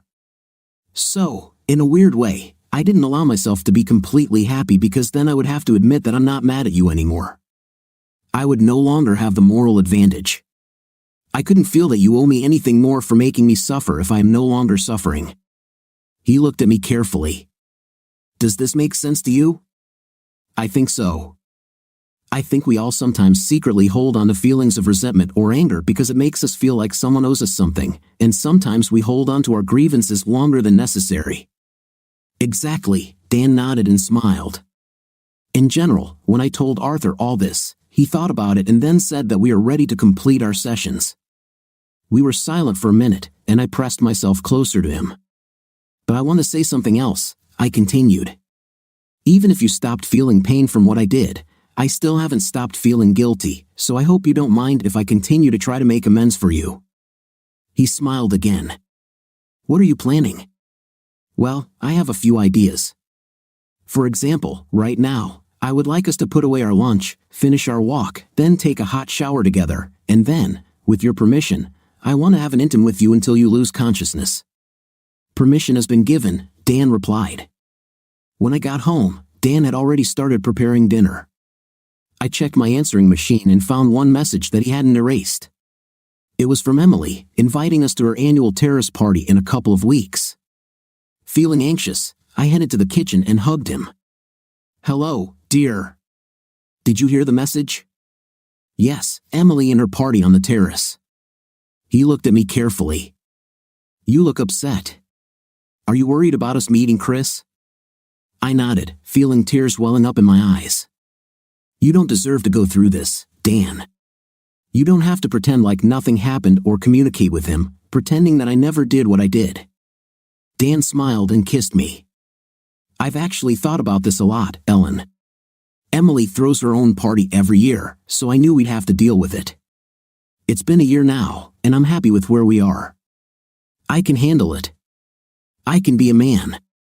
I can shake Chris's hand and have a polite conversation for a couple of minutes, only if you are completely mine again. You're completely mine again, aren't you, honey? I took a step back and looked seriously into his eyes. Then I said slowly, Yes, Dan, I'm yours, fully. I belong to you, always. I came closer, kissed him, and hugged him tightly. These lips are yours, I said, pointing to my lips. And this is yours. I took his hands and put them on my chest. And this is yours. I took his hand and slowly, gently lowered it into my pants. And this, I brought his other hand to my heart.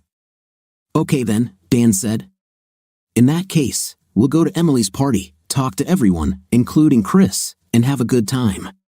Then we'll return home and have the same intimate we had after last year's party, just you and me, darling, without Bridget, without Chris. Just the two of us. I kissed him again and hugged him tightly. It's a date, I said. What do you think of the second and concluding part of our story on behalf of the wife? It seems to me that the second part was more detective-like and more unfolded on behalf of the wife than on behalf of the husband, but also the husband acted differently according to the wife, not as in the first part. Who do you believe and what is your impression? Write in the comments. Until new videos.